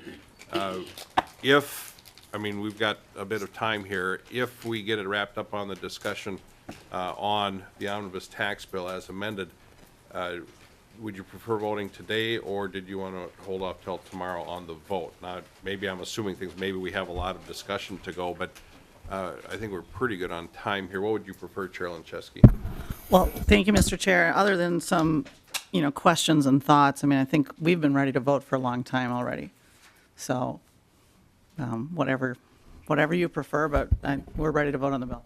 Oh, okay. So let's have some final comments, and if we could, and then let's have the vote on the bill. And we do meet tomorrow, members, on the Erdahl legacy bills, and that should be, are we going to have the same situation today where we don't know what we're doing? Yeah, okay. So we'll have to be very flexible, because this is the caucus room of the DFL, and we certainly want them to have the time they need to caucus. So the situation will be fluid, and just kind of watch your emails to see exactly what we're doing. We could kind of have the same situation as we did today. And thank you for your flexibility on this. So with that, I'll go to Representative Loeffler. Well, thank you, Mr. Chair, and members, as you know, Health and Human Services was meeting at the same time yesterday, so I wasn't able to participate in some of the walkthrough and discussion activities yesterday. And so I appreciate the chance and the indulgence of the committee to make sure that I understand what's before us, since I and perhaps others had to be in other places in the room. And one of the things that kind of surprised me, and a lot of the things in the bill, we heard lots of hearings on. I mean, I think we heard like 8 different estate tax bills, and I'm not sure which of them you picked, but I'll learn that later. But one of the things that seemed new to me that I don't recall us ever hearing was this additional personal and dependent tax exemption. And so I just want to make sure that I understand quite how this works, since I didn't hear the walkthrough. And as I understand it, it basically starts with the federal tax exemption of $4,000 per person or dependent. And then you take a fourth of that, so that's $1,000 per person. And if the staff can interrupt me when I start veering off the course, that would be great, because tax law is interesting, but it's hard sometimes to read the summaries and figure it out yourself after you sat through a lot of discussion of Health and Human Services. And then, okay, so you've got $1,000 per person. It doesn't matter your age, your income brackets, or whatever at that point. And then you multiply it times your exemptions, which would be your family size. So if you had like 4 people, that would be like 4,000. And then I just want to make sure that I'm right on what you do the next step, because everyone keeps talking about this $1,000 per person. And but then you multiply it times their tax rate. Is that correct, Mr. Michael? Mr. Michael? Mr. Chairman, Representative Loeffler, yes, to determine the actual reduction in the amount of tax, you would need to multiply it by the marginal tax rate. And of course, that assumes that you have enough taxable income to use the full amount of the subtraction.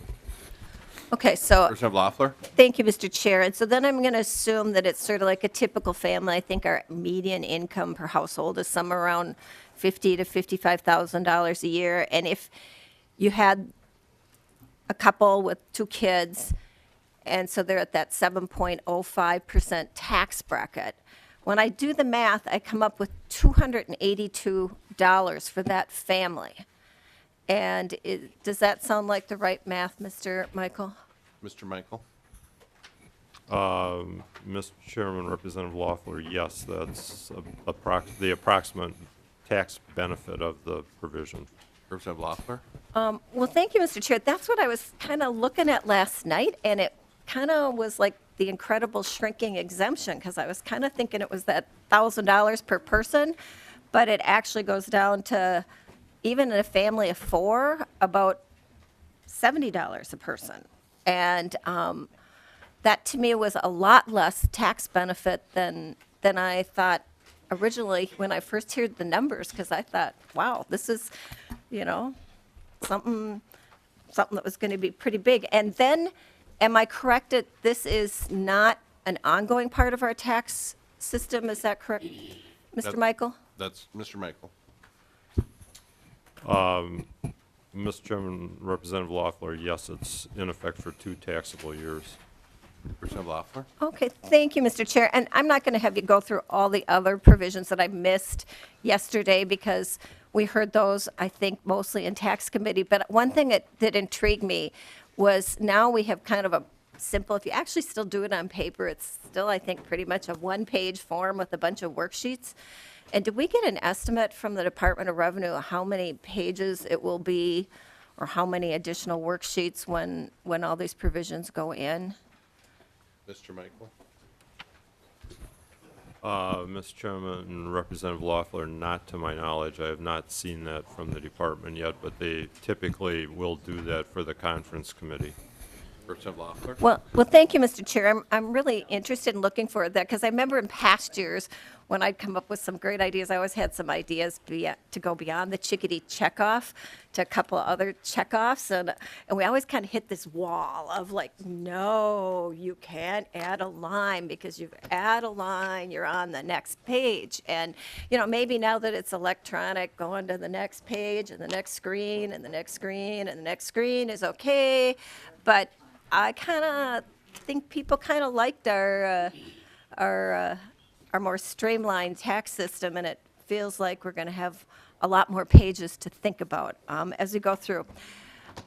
The other thing, Mr. Chair, and I was kind of disappointed at how little is in the tax bill about the new Minnesota Care 2 program, because it's a totally new state credit, and that's never existed before.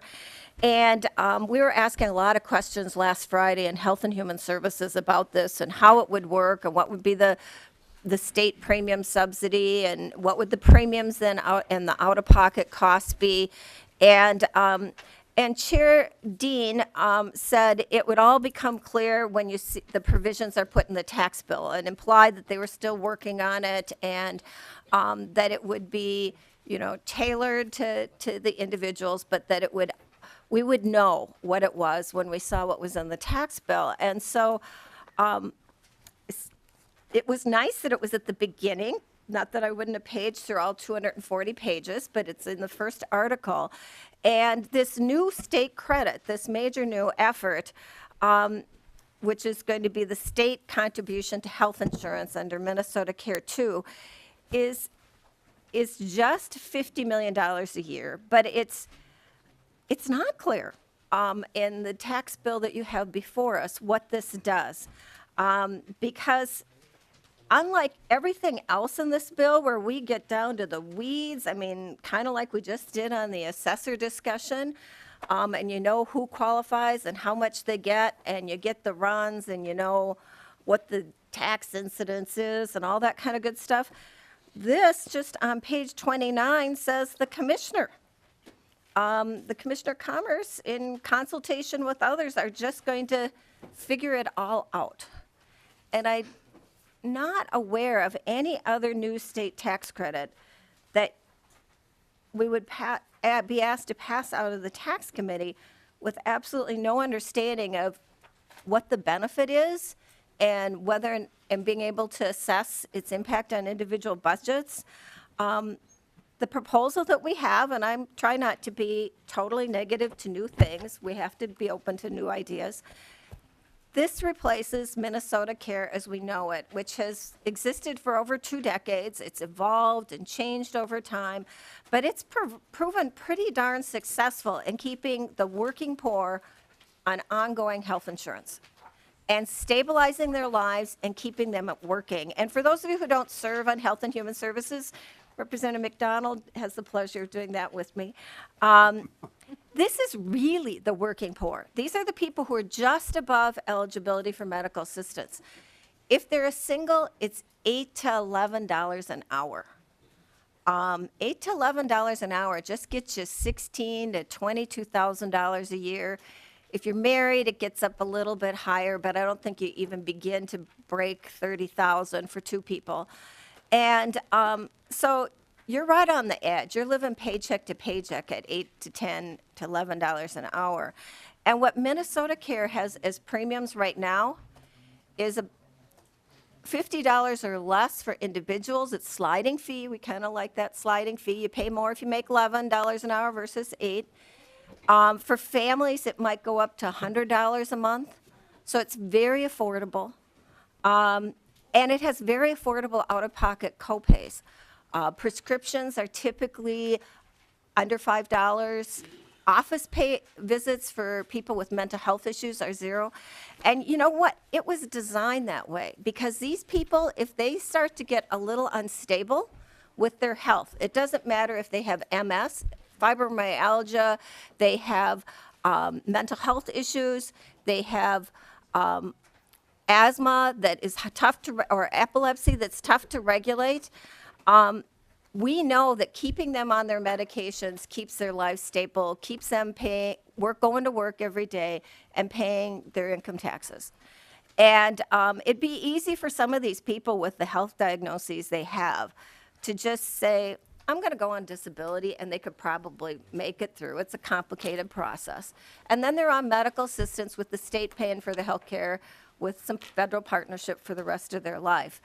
And, but instead, because these people are proud and they want to work and they want to be self-sufficient, or they're just low-income people whose employer doesn't offer health insurance, they keep working. And they know that they're protected if they slip on the ice and break a leg, they have a car accident, or heaven forbid, they get a really terrible diagnosis. And the current program that we have is about $400 million of the Healthcare Access Fund subsidizing those healthcare costs. And it's being replaced in this bill by $50 million in a subsidy.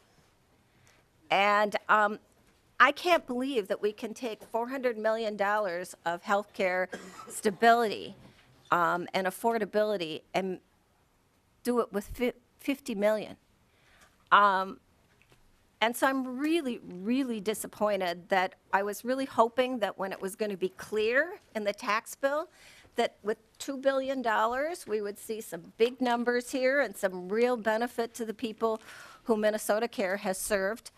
And instead, it's just a drop in the bucket, but it's got a gotcha on this as I read the bill. And that one, we didn't have any discussion of in the Health and Human Services Committee about how this would be implemented because it was all still being worked out. And if you look on page 5 of the bill, what we're asking the health carriers to do, our health plans, our nonprofit health plans, is that they're going to provide a premium advance to the qualified people under this new Minnesota Care 2. And so they're just going to kind of have this loan. And then the person who's enrolled in Minnesota Care 2, they have to pay back the health plan April 15th of the following year. So they could be racking up, we don't have any tables, we don't have any projections, we have no idea, you know, they could be racking up, say, $200 a month.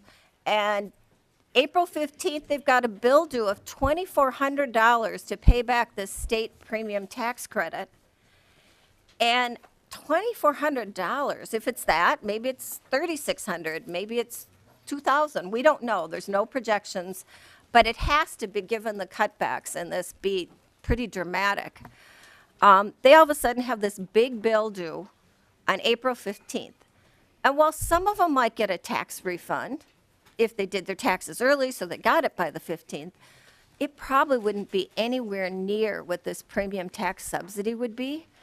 And so I think what we're going to do is create a lot of bad debt on the books for our nonprofit health plans, and a lot of collection agencies going after people who are working for $8 to $11 an hour, collecting this. But since there's been no hearing on this particular proposal in Health and Human Services and how it would work, but we're being asked to vote on it, I'm wondering if our staff could provide us some more insight into how this might work, or if this is the limited information here is what we know.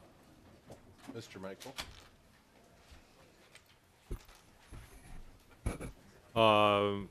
Mr. Chairman, Representative Loeffler, I think the one thing that I would correct in the way you were describing this is that the health plans are not going to, they're going to only advance the participant the amount of the tax credit. The way the system is envisioned is that the health plan will be notified by MNsure or I assume by MNsure or the Department of Revenue, but probably by MNsure, of the dollar amount of the tax credit, and that's the amount that would be advanced. And so the individual would be required to pay on a monthly basis the full premium other than the tax credit. And so the total difference between the cost of Minnesota Care and the MNsure premium, they would be paying that on a monthly basis, and it's only the tax credit. And so then when they got their tax credit in the spring, it would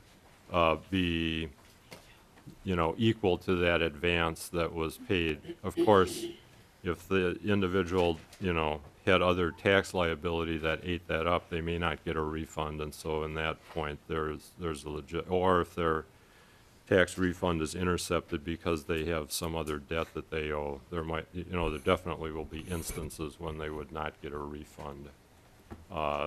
That's equal to the credit that they were entitled to. Thank you, Mr. Chair. And Mr. Michael, do we have any information on what the size of that state premium subsidy would be on a monthly basis and how that would build up, or what kind of dollar ranges we're looking at for that, so we'd know how much people are to advance, are going to owe come April 15th, several months after they've gotten the coverage? Mr. Michael? Mr. Chairman, Representative Loeffler, I do not know that, and I know that it's envisioned that the amounts will differ depending upon which of the two tiers of the coverage that you're currently in. Representative Loeffler? Well, thank you, Mr. Chair. And, sometimes people lose patience with the level of detail that we go into here. And even more, they lose patience with the level of detail we go into in Health and Human Services, where we have, typically hundreds of pages of pretty complicated sort of stuff. But we usually know what we're asking of the taxpayer and what we're asking them, what we're offering them in a new provision. And I care about these people. I think everyone does. This program serves, over 100,000 people throughout the state. They are primarily in greater Minnesota, because greater Minnesota, unfortunately, has lower pay scales and more small employers who aren't able to offer health insurance to their workers. Disproportionately, the Minnesota Care enrollee is someone over 50 who works in retail. It's the guy who sells you your gas or who stocks the shelves at Walmart or Target. It's, the ordinary people who go to work. Some of them, work part-time because their health issues say they can only work part-time, but that's not necessarily true of the majority of Minnesota Care. But we're being asked to vote in this bill on taking away a very stable, predictable system that has worked for 2 decades for them and kept them and their family members and their children healthy and met their needs, got them prescriptions.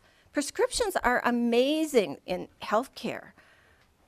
I know someone who on Minnesota Care got dropped out because a car repair meant he didn't make his payment 1 month, got there late. Because he didn't have a $150 asthma inhaler and has very difficult to maintain asthma. He was admitted into the emergency room, spent 6 days, and the doctor said, "We almost didn't pull you out of it." And it was all for $150. Of course, that person dropped onto our safety net, medical assistance. We picked up half of that tax bill, or the medical assistance bill.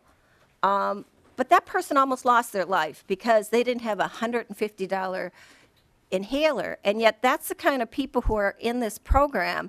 And I would not be willing to vote for $50 million a year replacing a revenue source that we have right now that grows with medical inflation.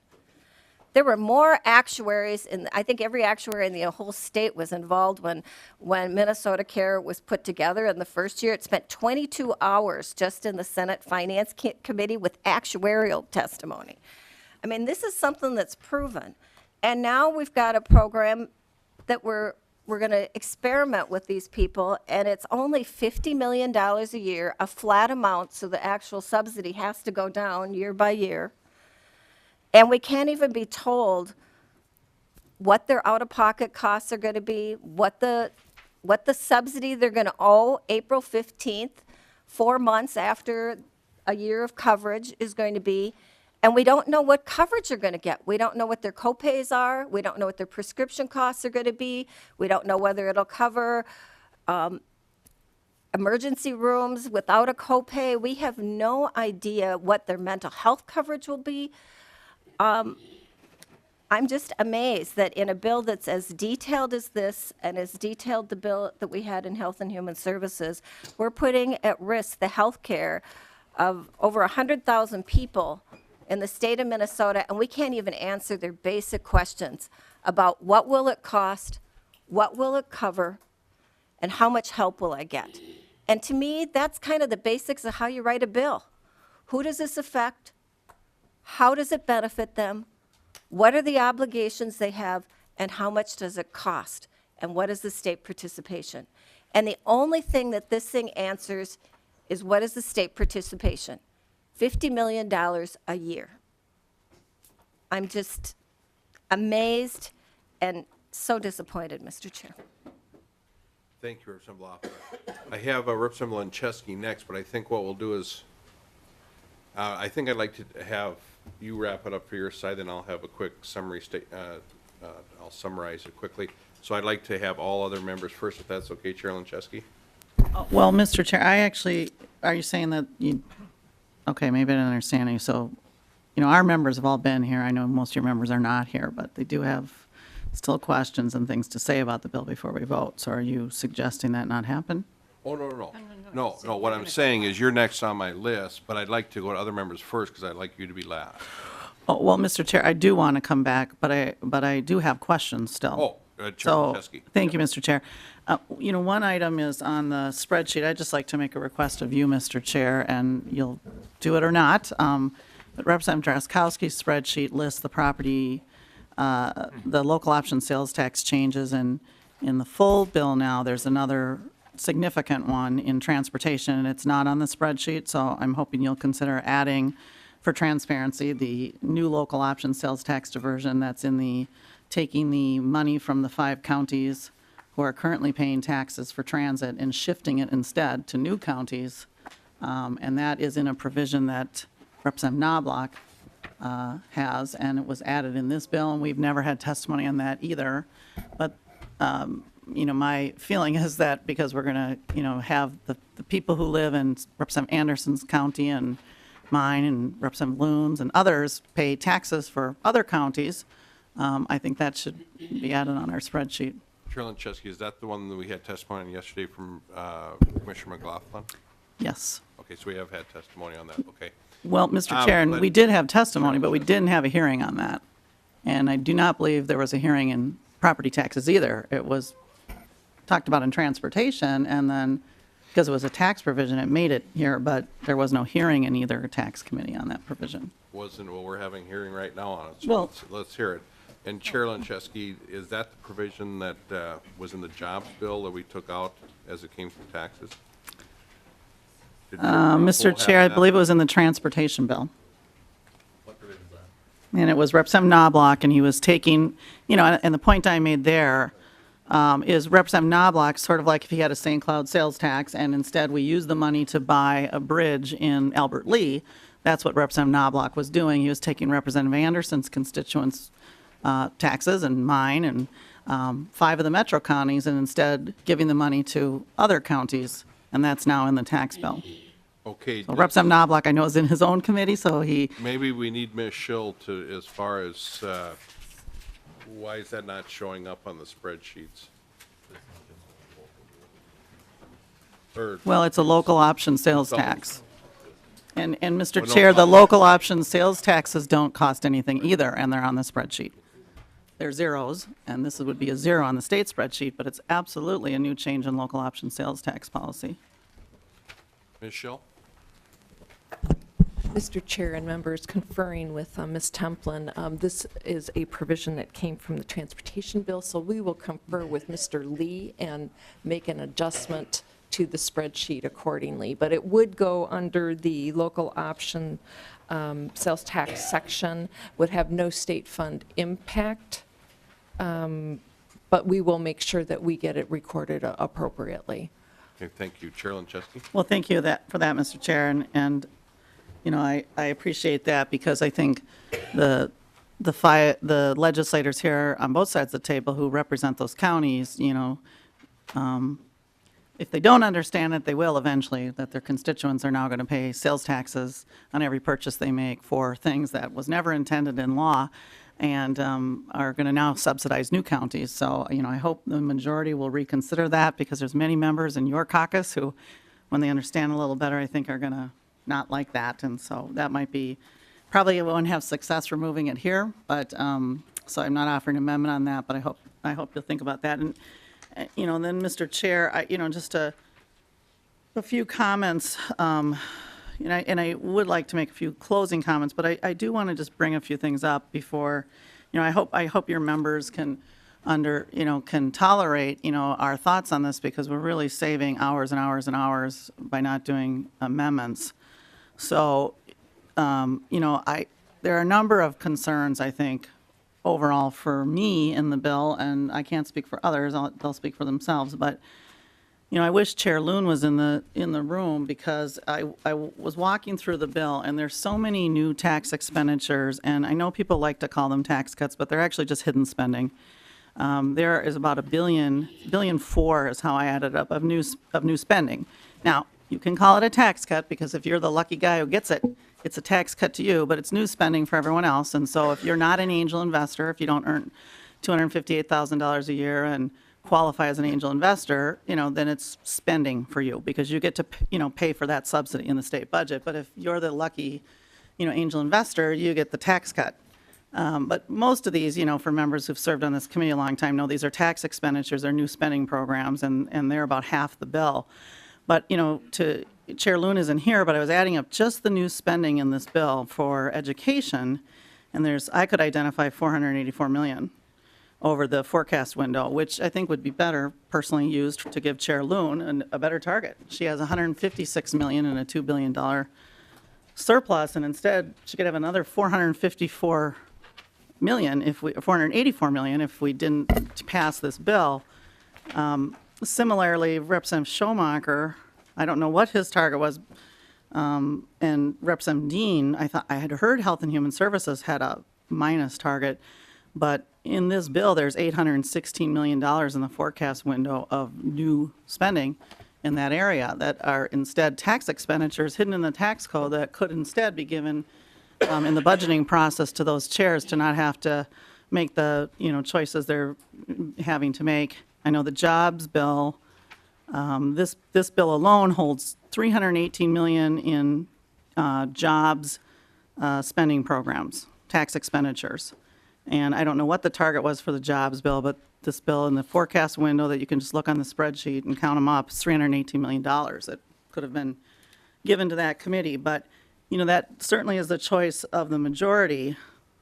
And so, you know, that's one way of looking at it. But Mr. Chair, a concern I have is I asked fiscal, and I've written all over it, or I could hand it out, but later I could share this. I asked the nonpartisan staff yesterday to see if they could price out the items that are not being paid for in the bill but are cited in the bill, or they're only paid for initially.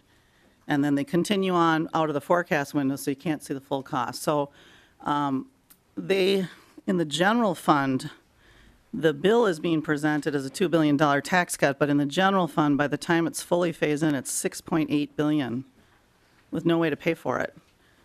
So, you know, I'm happy to have anybody take this and refute it, but I just want to walk through a few of them. So the estate tax shows up as 19 million, 19.5 in year one, and then 41 million in year two. But by the time it's fully phased in, it costs $343 million. So I just think members should know before they vote to change the estate tax. It isn't 19.5 million in the first year and 41 million in the second year. It's actually $343 million when it's phased in.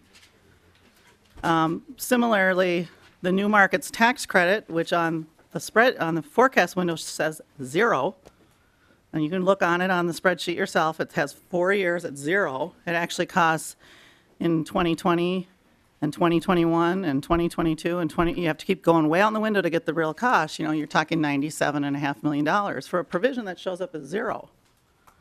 So, I mean, this is, in my estimation, members, before you vote for this bill, you should know the real cost, that much of these tax cuts are being pushed out into the future. And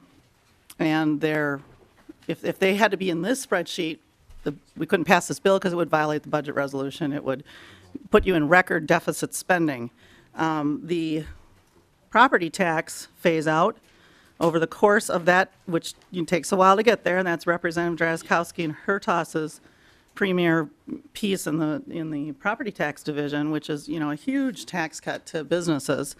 And I know people have been framing this as sort of, these kinds of tax cuts versus corporate tax cuts, but you have to look at the full cost. So the overwhelming biggest tax cuts in the bill are for corporations.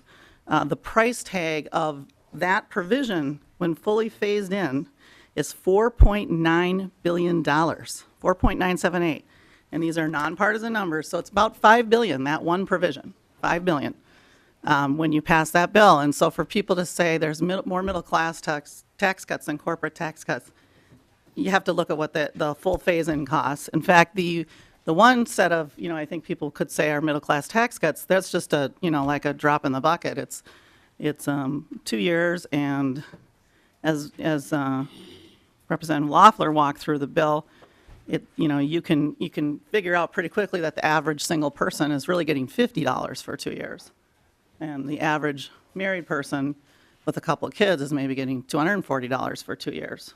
So that's the middle class tax cut. So it's like kind of this puny little scrawny tax cut that goes away really quick versus billions. And again, it's $6.8 billion in the tails for the tax bill when they're fully phased in. Additionally, there's some new non-general fund tax cuts in the bill, like the provider tax and others that we're just seeing by today's amendment. And so, I was trying to add up what are the tax provisions that we haven't even heard as bills, and those alone are almost $1 billion. It didn't even get a hearing. So the exemption and dependent changed, the $100 million premium over the biennium that Representative Loeffler just walked through, the $227 million in the provider tax, and Representative Knobloch's taking money from 5 metro counties and giving it to others. Those provisions are about $1 billion, none of which even had a hearing. So, I think members should be a little concerned about that. I think overall, when you know that the real price tag of this bill is actually when you add the general fund tax cuts and the non-general fund tax cuts, it's over $7 billion. That's what's really happening. So we would need a $7 billion surplus for this bill to balance if we had to pay for it responsibly without gimmicks. I think if members, want to vote for a $7 billion tax cut that isn't paid for and put us into deficit, that's fine. Members can do that. They just need to be honest and know what the real costs are of this bill. And the CI is particularly troubling to me. I know it's a top priority for the majority, or it wouldn't be the most expensive thing in the bill. I mean, that is the $5 billion tax cut. And the reason it's troubling to me is, it really, in my estimation, if I was going to come up with business tax cuts, it would be kind of last on the list. It really is not. It might be in the long term a progressive move because it is a regressive tax, but in the short term, it's not. It's actually a very regressive move because it's mostly just going to go to the owners of these businesses. And I know that I was trying, Chair Davids, to listen to your press conference today, and I didn't get it all the way done, but I was watching it on my phone, and I heard I think it was Chair Drazkowski, and I wish he was here, saying that, the biggest amount of that is to small businesses, and that's absolutely not accurate. Members, that $5 billion tax cut is mostly for big business, and it's mostly in the metro. And there's a whole bunch of it in my district. So the way it's set to phase in, where you first give the initial value to the small businesses, I guess you could say in year one. But the total price tag of that bill over the phase-in being $5 billion, out of the forecast window here, is overwhelmingly going to go to the largest corporations in Minnesota, and they may not be people who live in Minnesota. I mean, so to think about how this works. So I asked for Hennepin County's top CI property taxpayers. And Hennepin County, I think everyone knows, is the wealthiest county in the state. Under all the formulas, it's the only county in the metro that is a net loser in fiscal disparities. It has the wealthiest large giving cities. And so I just got this sheet and it just ranks, and I don't even have all the pages, but I started with number 1. And it shows, who pays the state CI tax, and number 1 is the Mall of America. And so, how would that work in? So, and that's in my district, and I still oppose this bill. So how that works is the owner of the Mall of America just gets a massive check. I mean, don't be fooled that this is something for the barber shop in the small town. I mean, that's there too, but as a percentage of the tax cut, when this is fully phased out, it's overwhelmingly a big business tax cut. And it's not to get new businesses to come here. It's not to hire more people. It's not to do something to grow the economy. It's simply to say, if you're here, you get a tax cut. I would direct those resources to getting a new business here, but, that's just a different philosophy. So I was kind of just looking at some of these, and again, members should know who gets these tax cuts. I mean, just in Hennepin, the top 20 who would get the biggest checks in the state in this bill the owners are from, number 2 is from Hallandale Beach, Florida. Don't know where that is. Number 4 is from Bethesda, Maryland. Number 5 is from Atlanta, Georgia. 3, 4, 5 of them are Chicago. Dallas is in there. Indianapolis. So, just know when you're going to hand out this tax cut who you're giving it to. It's for a bunch of large corporations, owners who own these properties. So if you know the name of the owner of the IDS building, that's who's going to get a really big check. And just, be clear, these are the choices people are making. So, I kept looking in the top 25, we've got Germany. Just getting in the top 50, you get all over the country and all over the world is who's going to get these tax cuts. So, if people wish to, portray it as that this is somehow a mom and pop small business tax cut, I challenge you to spend a little time on that, because that's not what's going on here. As you phase it in, the first thing that happens is the first $500,000 of value is exempt. And so what that means, and I also heard this in the press conference, and this was not an accurate statement. It said that the littlest guy gets the most. So that is not right. I mean, this bill costs billions and billions of dollars. And if you think the small business owners in your districts are the ones getting those large, tax cuts, I think you need to do a little more homework on the bill. So I can provide this to anybody who'd like to see who the winners are. Number 9 is the Hilton Hotels. I mean, I don't know if Paris Hilton needs a tax cut, but maybe. The Galleria Shopping Center and Edina. The list goes on, and those are who would receive these tax cuts. So I just, I think we've talked about choices this year, and this is about choices. I think the governor and Commissioner Bowerly, and in fact, Paul Cummings, who's here all the time, Mr. Chair, and does a great job for this committee. But, the executive branch, I think, Commissioner Bowerly was right on when she talked about that the size of this tax bill is crowding out other spending. For every dollar of tax cuts, for every dollar of education funding, there's $14 in tax cuts. And that is choices. I mean, there is no question there's a difference between the two groups around, this table. I have already stated, I think there's irresponsibility here when you don't pay for things out into the future. It feels like a little bit of a bait and switch. And I think it's sort of an anti-reform bill. Representative Loeffler walked through, a number of these provisions. And we had people, not you, Mr. Chair, but I know Chair Draskowski, again, I wish he was here. He said he wanted to make things simpler and less complicated and more transparent, and actually the tax code is now significantly more complicated. There'll be all the need for far more new things on the forms. The property tax system got a lot less transparent, And it's sort of the reverse of tax reform. So it's like bring in the tax expenditures, make things more cloudy, come up with more sheets for the filing your taxes, and I think that part is a little bit disappointing. I also think the whole transportation funding piece in here to me is a gimmick.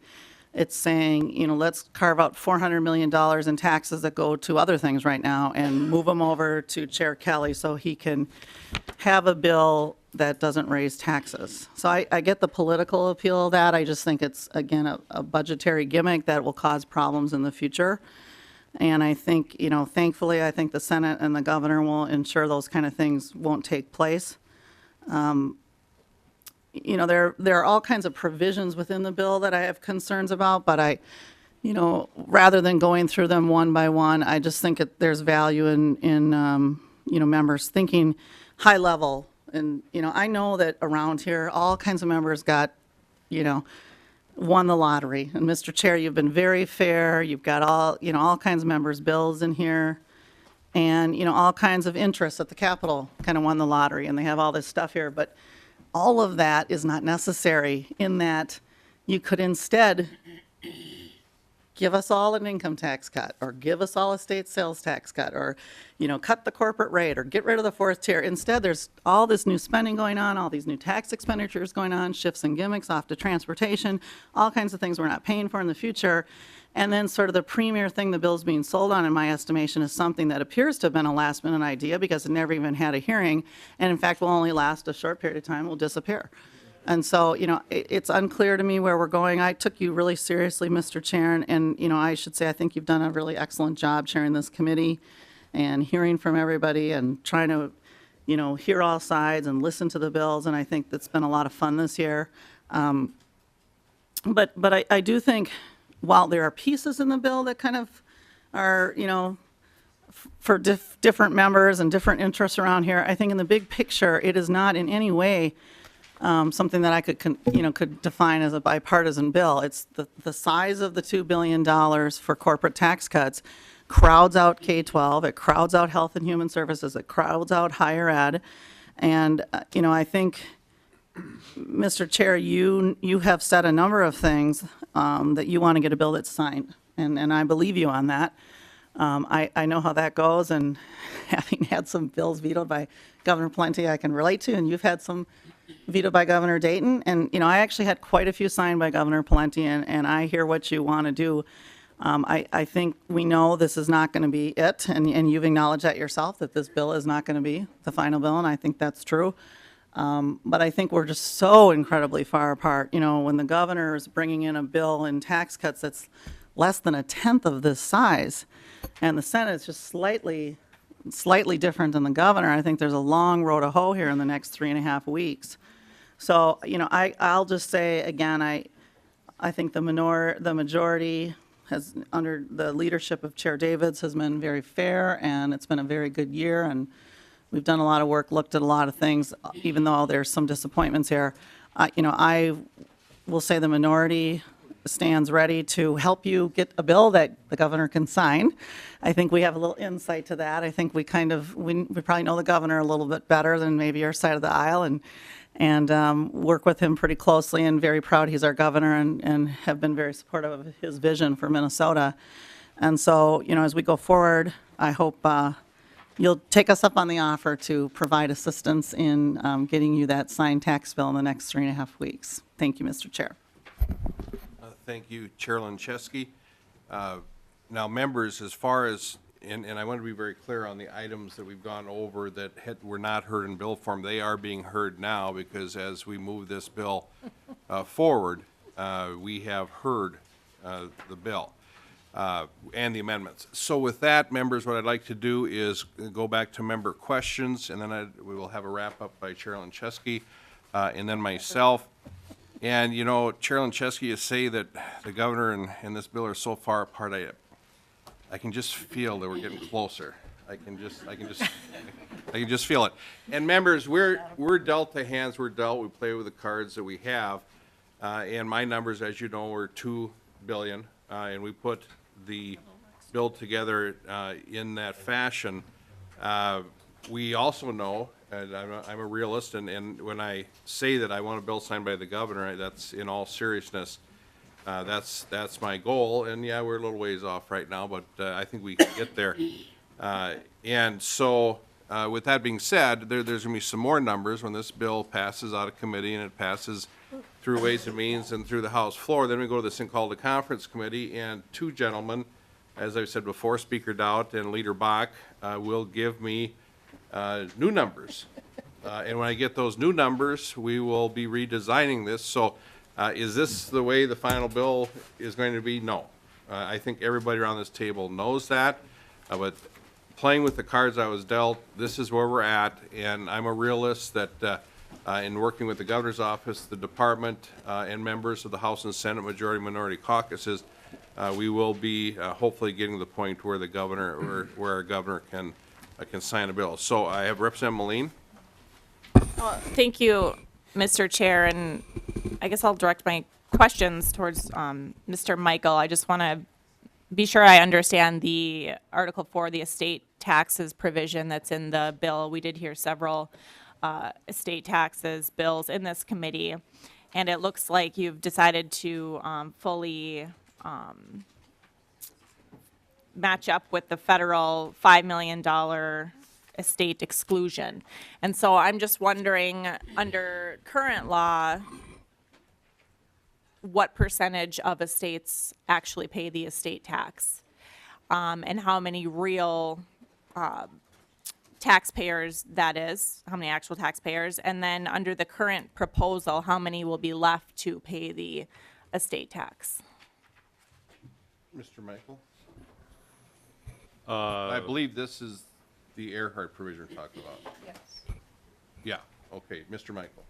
Mr. Chairman, Representative Moline, I unfortunately did not bring my revenue estimate for the bill along, so I don't remember Cynthia may have it, but essentially under current law, there less than 2% of decedents pay the estate tax.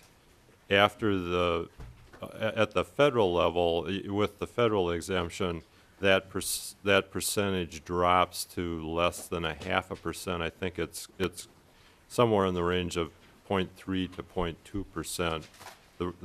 One of the revenue estimates had on it the numbers of estates that would be estimated to be paying tax after the federal exclusion is fully phased in, but I just can't remember exactly what that number was, but it's. Representative Moline, maybe we could bring up Ms. Templin, or Representative Moline. Thank you, Mr. Chair, and I'm wondering if Mr. Michael remembers how many actual taxpayers that is, a few hundred, a couple hundred. Yeah. Mr. Michael.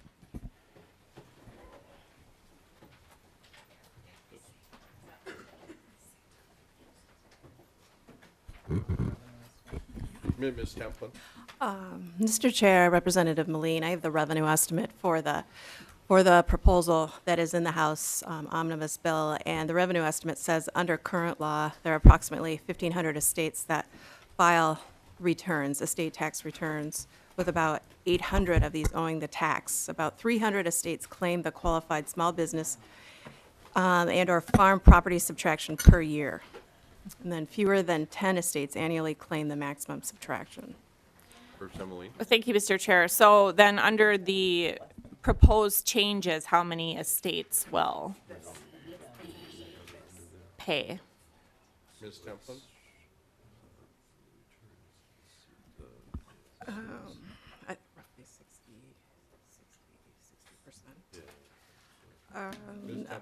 60%.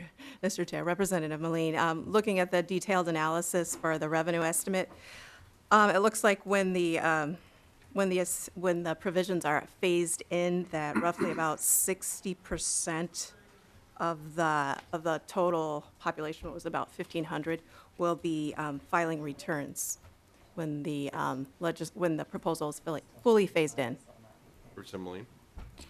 So that would be, what, around 800 left to pay, somewhere in there? Ms. Templin. I'm sorry, I didn't hear the number you said, but it's Around 800 estates would be right, left right. to It'd be a pay. little less, but being 600 to 700. 600 to 700 estates For Assembly. will be left to pay the. And I just, Mr. Chair, so I understand how it works. I mean, so under current law, we phased it into excluding up to $2 million estates in 2017. So you would only have to pay the estate above and beyond what's 2 million. And now under the language in the bill, you would only have to pay taxes on the estate that's worth more than 5 million. In 2017 when it's fully implemented. So you get the exclusion on the first $5 million of the estate, and then the taxation is after the 5 million. Is that correct? Mr. Chairman, Representative Moline, that's correct. And the federal exclusion amount is actually currently 5.4 million, and it's indexed for inflation. Okay. Mr. Michael, does this bill index for inflation? Um, State side? Mr. Chairman, yes, it does. Once it essentially conforms to the federal, as the federal exclusion amount goes up, the state exclusion amount will go up as well. Under current law, do we, at the state, under current law at the state level, does that stop at 2 million or does that keep going up? Mr. Chairman, the current law phases up to 2 million and stays there. It's a dollar amount in statute that's not indexed. Okay, thank you. Assembly. Well, thank you, Mr. Chair. And, just to go to comments then on, that particular provision and just the bill overall, I'm just trying to figure out, why that would be a priority of the Republican majority or the state of Minnesota. And Representative Linczewski went through the numbers. But after the 5-year phase-in of exclusion, it's going to cost Minnesota over $340 million in breaks for estate taxes. And if currently only 1,500 estates pay taxes, and after this language is enacted, only about 600 estates will pay taxes. Basically, there's a $340 million tax break for 900 estates in Minnesota. That means 900 heirs of wealthy deceased people, dead people, because of course the person who accumulated that wealth in that estate is dead, and then their heirs inherit it, and about 900 estates, heirs, will get a $340 million tax break. That's about twice what Representative Loon is spending on early childhood through 12 education on almost 1 million pupils in Minnesota. So, just thinking of priorities, when we're spending twice as much on 900 wealthy estates than we are on 1 million students in Minnesota, that certainly wouldn't be my priority. But I think the most perplexing and bizarre part about the whole thing is that we know that the Republican majority is willing to spend money. When the Democrats were in control of state government 2 years ago, we passed a $39.3 billion budget, and the Republican majority is actually proposing to spend more than that. I don't know that I have my numbers exactly accurate, because I know just yesterday the Ways and Means Committee actually voted to spend even more than was originally proposed. I think it's over $40 million right now. So we know the Republicans are willing to spend money because they are in fact proposing to spend more money than Democrats did when we controlled state government. And so when you're willing to spend money, but that's the way that you're spending it, by giving tax breaks to 900 very wealthy estates, spending more on them than you are on almost 1 million pupils across the state of Minnesota, it's just a bit perplexing. I'm not sure that those sort of values are in line with the values of middle class and working class families across the state. Mr. Chair, and I did have one more question about the CI tax break that we've discussed, because Representative Linczewski again went through the numbers of what that's going to eventually cost us after it's totally phased in. and it's over $4 billion, I think almost $5 billion after it's fully phased in. And I'm just wondering, I would assume, since we heard from Representative Loeffler's questions, that the tax breaks that middle-class families are going to get are limited to 2 years. Then would it be the same is true for these property tax breaks for corporations? Are those limited to 2 years under the bill? Mr. Chair? Mr. Michael? Mr. Michael? Mr. Chairman, Representative Moline, the phase-in of the repeal of the state general tax is a permanent feature under the bill. Representative Moline? Okay, Mr. Chair. Well, I guess once again, there's very small tax breaks for middle-class families, about $70 a person maybe if they're lucky, and that's capped at 2 years, but there's over $5 billion worth of tax cuts basically indefinitely for corporations. It's obviously a values difference between the DFL and the Republicans, but I think that we just have to bring to light what's really in this bill. And what it's really going to do to middle-class families and to education here in Minnesota, which is, again, prioritizing corporate interests over the interests of everyone else. So, Mr. Chair, I'm sure you won't be surprised to know that I can't support your bill here today. Thank you. I am devastated, horrified, mortified, and terrified. But we'll see where we go from here. So thank you, Representative Moline. Thank you. Representative Ansels. Thank you, Mr. Chair. Mr. Chair, just to begin with here, I want to also extend a sincere thank you to you for the way you have conducted this committee and for your willingness to listen to the minority. And I, for one, recognize the difficult task that you have been given. And I will also say, as my colleague, Representative Molina, has said, of course, I can't vote for your bill. Having said all of that, you know, we're at the point in this committee process where historically a friend of mine and yours sitting here around this table would get recognized and would say, you know, Mr. Chair and members of the majority, I know you can find it in your hearts. I know you can find it. I know you can find it in your hearts to continue to work on this piece of legislation, to work to find a more balanced and just approach so that kids, the developmentally disabled, the mentally ill, poor people, people who live in, yes, Minneapolis, St. Paul, and Duluth,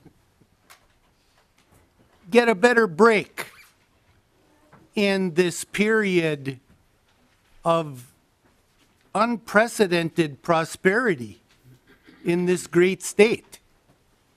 And he would go on to say, I know, Mr. Chairman, that you're going to continue to work to give those people and groups throughout the state that I spoke of a better shake out of this bill. So with that, Mr. Chair, I'll close simply by saying your bill is just so far out of balance. It's un-Minnesotan, and please continue to be open to our suggestions from our side to make the bill better. Thank you. Thank you, Representative Ansels. Representative Dabney. Thank you, Mr. Chair, and I appreciate my colleagues on this side of the aisle observations and insights and comments regarding sections of this bill and the choices and the priorities that the Minnesota GOP members of this committee made in constructing this bill, and I guess maybe more importantly, as Representative Moline really went to, and also Representative Van Zels, the choices your leadership made in $1 billion in tax cuts for businesses and $157 million for the children of the state in the K-12 committee as a fairly stark contrast. I was here in 2001 when there was a significant property tax reform, and it was touted from the rooftops what a great thing this was. Speaker Sviggum came down from the speaker's podium and took the majority leader's spot on the floor and preached. He preached about what a great reform package that was. He didn't talk about how the economy was already softening, and we saw that going on at the time. And he didn't talk about how the property tax reform would raise property taxes for tens of thousands of Minnesotans, if not more. Tens of thousands just in Hennepin County, and I don't know how many thousands more across the state. And he didn't talk about how the changes in tax code would help push the state into a deficit that choices made over the next decade, by and large, meant we refused to get out of. Not that we couldn't have, not that we shouldn't have, but we didn't want to. We refused to. Till finally 2 years ago, folks stood up and said, you know, enough of the gimmicks, enough of the shifts, enough of the games, enough of taking out the state budget deficit on the kids of the state, enough of taking the state budget deficit out on folks who need health care, enough of taking the state budget out on Main Street, Minnesota. We're actually going to balance the budget. But I want to focus a little bit more on the division report, the property tax provisions in the bill. And I'm struggling with that report because I'm trying to figure out whether I dislike the stuff that's in it more than I dislike the stuff that's not, or if I dislike the stuff that's not in it more than I dislike the stuff that's in it. I think it's the stuff that's not in it, but some of the stuff that's in it is troubling. And I'll focus mostly on the value of my vote being downgraded 90%. That the next time I go to the polls, if the provisions around reverse referendum in the property tax division were to go into law, my vote would be worth 1/10 of what it was the last time I went to vote. Because I would go and I would vote for my city council, I'd vote for my mayor, I'd vote for my county commissioner. But once they started actually making the decisions that the voters asked them to make, if 10% of the people in that local area government, whether they voted in the last election or not, decide, you know, we just don't like it, they can force a reverse referendum, undermine the election, undermine the value of my vote, and perversely encourage local units of government to never again cut their property tax levy. Never again will they want to cut their property tax levy if the reverse referendum portion goes into law. So my city 2 years ago cut their property tax levy. They won't do that again. Higher property taxes as a part of the division report. Higher property taxes for hundreds of thousands of Minnesotans with the deeply partisan decision to cut local government aid to just three cities, Minneapolis, St. Paul, and Duluth. Even though there are hundreds of cities across the state that get more local government aid per capita than those three cities. But somehow, the fact that those three cities have larger populations, are regional and statewide centers, and in fact, multi-state centers for business, culture, and other activities, means they should get less aid, even as we ask more and more of those regional centers. So more property tax increases in the property tax division report. That's all troubling, but really what's not there is what's most disappointing. In the face of a $2 billion budget surplus, the GOP couldn't find a dime, not one dime, for property tax relief for Minnesota homeowners and renters. Nothing. Zero. Zilch going into property tax refund program or the renter's credit. They couldn't find a dime to assist townships, our smallest units of government, sometimes operating on amazingly small margins, benefiting from the township aid that was established 2 years ago to assist them in taking care of the roads and doing the things that the townships do. Not a dime to assist them. Not a dime to support the taxpayers in the 770 cities across the state that get local government aid, who rely on that for some portion of their city's budget, small, medium, large amount of their budget, it varies. Most of the money goes to Greater Minnesota, and those very taxpayers in Greater Minnesota who are counting on affordable government services to plow the roads, to repair the roads, to make sure the water is there when they turn on the tap in the morning or go to take a shower, who want to make sure that they've got the police and the fire protection that they need. Not a dime in local government aid for those communities across the state to ensure that government services are provided efficiently, adequately, and affordably. County program aid. 25 counties in Greater Minnesota are being hurt by our current county program aid formula. Not only was there no willingness by the majority to do the work of looking at the formula, they wouldn't even accept their own members' proposals that did some of that work. Representative Backer had a good proposal on county program aid. You know, sometimes it takes the new guy who's willing to come in with a little energy and a little connection back to the community and say, you know, the county program aid isn't working for Greater Minnesota. We should reform that program. We should put some more funding in there. We could make sure that the Greater Minnesota counties that have to deliver all the services the state asks them to have the monies they need to do that. Representative Backer saw it. The leadership didn't.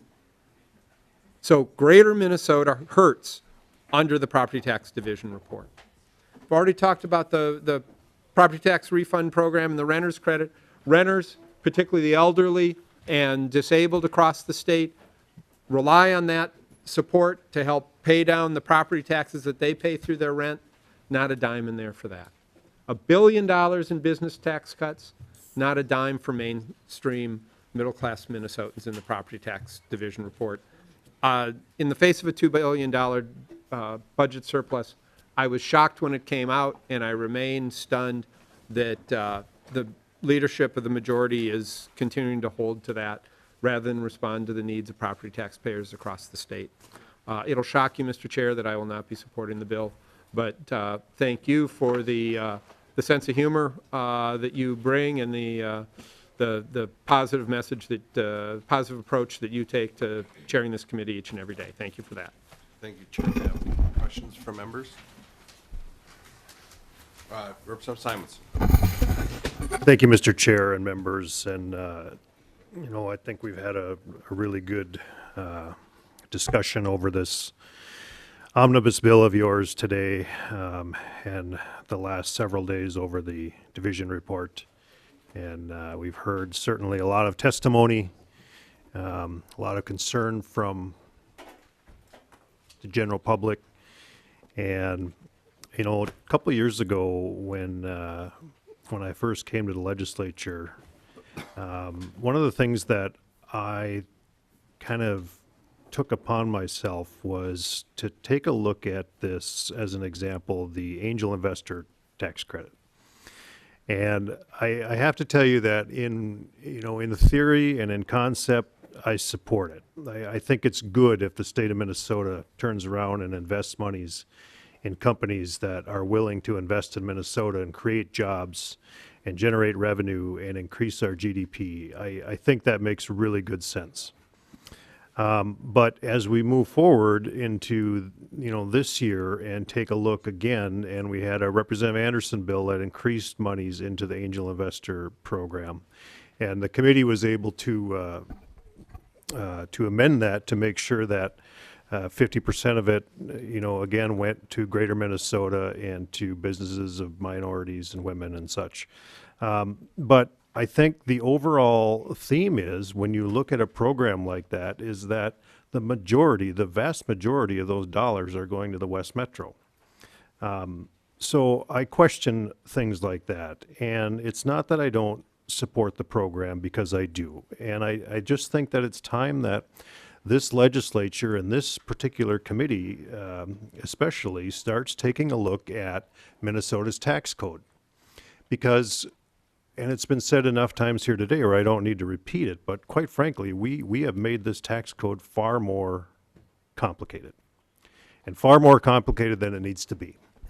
And I think that if you go out and ask average Minnesotans while you're door knocking about the complexity of the Minnesota tax code, within 2 sentences, eyes start to glaze over, and you lose attention, and people don't understand it, and you can't explain it. There's easier ways to do things. And this constant increase in Minnesota's, at least the legislature's philosophy about increasing the amount of tax expenditures, I just don't understand it. 2 years ago, I think I had a bill that would essentially mandated a sunset on every single tax expenditure in Minnesota's tax code. 300 of them at the time, I think it was, to a total of about $11 billion, if I remember right. $11 billion we spend, members, on 2 years ago that we spent on tax expenditures. We debate over a few $1,000,000 spent on a program here or there, and we never look at tax expenditures. I mean, very rarely do we look at these things closely. So if we're going to spend, and now we're spending more, because I think with Chair Lancheski's testimony, you heard that we're increasing that expenditure, clearly over, at least over $12 billion it'll be going into the next biennium. And we've also increased the number of tax expenditures. So going forward, what are we going to do? Are we going to continue to complicate our tax code? Are we going to continue to try to make people feel good that we're giving them a tax break or a tax credit, or making some change to the tax code that's going to benefit you? Is that what we're going to do to try to make Minnesotans feel like they're part of the system? Because that's not working, members. I don't understand it. That's 11 or 12 billion dollars that we could hand out to the actual committees to do work, to do good work on behalf of the constituents that are reflected in those committees. And I think that's the direction that we should be going. This session, I heard so much coming into this. The rhetoric from the campaign was ridiculous about how we're going to make things so much better for Greater Minnesota, and the GOP is here, and we're going to work for you, and we're going to do everything, and we're going to stick it to those Metro people. That's what we're going to do. But you didn't do that. You didn't pull that one off. You didn't. Because what you did is you stuck it to Greater Minnesota. Worse, there's a couple of things in this bill that are supposed to make them feel good, but you stuck it to them worse. And I don't get it. I just don't understand it. LGA. I've talked LGA enough for the last couple of weeks. But there is a couple of comments that I want to make because this is a different audience. I made it clear from the beginning when Representative Quam introduced his bill, and we heard it in the division, and we had testimony, and we had comments, and we had discussion, and we passed the bill. And then it showed up in Chair Drazkowski's division report, and we talked about it again, and we had testimony, and we had discussion. And clearly, from the beginning of that discussion, my question was, why? Why must we do this? Because, Mr. Chair, and I would challenge anybody around this table right now to tell me that if we pass this provision into law where we reduce local government aid to the cities of Minneapolis, St. Paul, and Duluth, I challenge you to tell me why it's important in times of a $2 billion surplus, why we need to raise property taxes on those residents of those 3 cities. Just somebody tell me why, because I've been asking for 2 weeks and I've got no answer. And that's what's going to happen here. And I'm going to talk about the city of Duluth because that's the one I happen to know the best. You, in this bill, Mr. Chair, are proposing to reduce Duluth's local government aid by 75% to the tune of $20 million, which is about, roughly 25% of our general fund. And find me a business anywhere or a household that can accept a 25% reduction in income and pull that off without reducing services or increasing taxes. There's no way to get past that. And you've heard the testimony here that by doing this, you will increase taxes to 800,000 Minnesotans that live in Minneapolis, St. Paul, and Duluth. Okay? So the rhetoric that I hear about we don't believe in higher property taxes and we want to put things into place to reduce property taxes, I don't believe any of it, because you're passing policy that will impact my district to the negative in terms of property taxes. And I don't know if you know this, Mr. Chair, but in my district, 32%, roughly a third, of my households make $25,000 or less, which is a significant percentage. And these are the people that I see every day. These are the people that I see every day when I go to my youngest daughter's school, or when I go to my oldest daughter's school, or when I try to go to, one of her softball games, or we go to some event in the community. These are the families that I see each and every day that are struggling to make things work. I'm pretty proud of the fact that Duluth has rebounded from the recession in a very positive way, and we're seeing tons of things, positive things happening in our community with private investments. And I'm very proud of that. But the fact remains that I still got a third of my households that are living on $25,000 or less. And that's not a lot of money, Mr. Chair. And this impact of this LGA cut is going to increase property taxes on those individuals that can afford to pay it the least. And I don't understand why. So I've been asking, Mr. Chair, members, this repeated question about why, and I don't really have an answer yet, but some of the statements that I want to address that have been brought up regarding this issue, primarily heard in the division as we talked about LGA impacts. But Representative Quam stated that a first-class city receives 3 times the per capita aid, but has 50% greater tax base per capita. And that was the initial premise, okay, when we first heard this bill and I asked the question why. It was about, first-class cities, they receive 3 times, the per capita aid. They just receive too high. And we now know that that's not true. But he was likely referring to my city, Duluth. And while it's true that Duluth's LGA per capita is nearly 3 times the state average, its average net capacity, average net tax capacity, which all of you should understand that term, is 21% below the statewide aggregate for cities. 21% below. In fact, 2 of the 4 first-class cities have average net tax capacity per cap below the statewide average for cities. So you start to wonder, okay, what's the common theme here? Why are we singling out these 3 first-class cities? Because we didn't single out all 4 first-class cities, just 3 of the 4. Representative Hertaz stated that the number of cities getting 0 LGA has increased, and that's just not true. What is true is that from 2002 to 2013, the number of cities getting 0 LGA did increase from 19 to 124. Why? Largely due to the plenty aid cuts in 2003. Under the new formula, which I should state was put together 2 years ago with bipartisan support, with a large working group, and a much needed change in the formula was passed into law. But under this new formula, the number of cities that get 0 LGA went from 124 to 84. So 40 additional cities since 2013 are now receiving local government aid. So when Representative Herta says the number of cities getting 0 has increased, that's not really true anymore.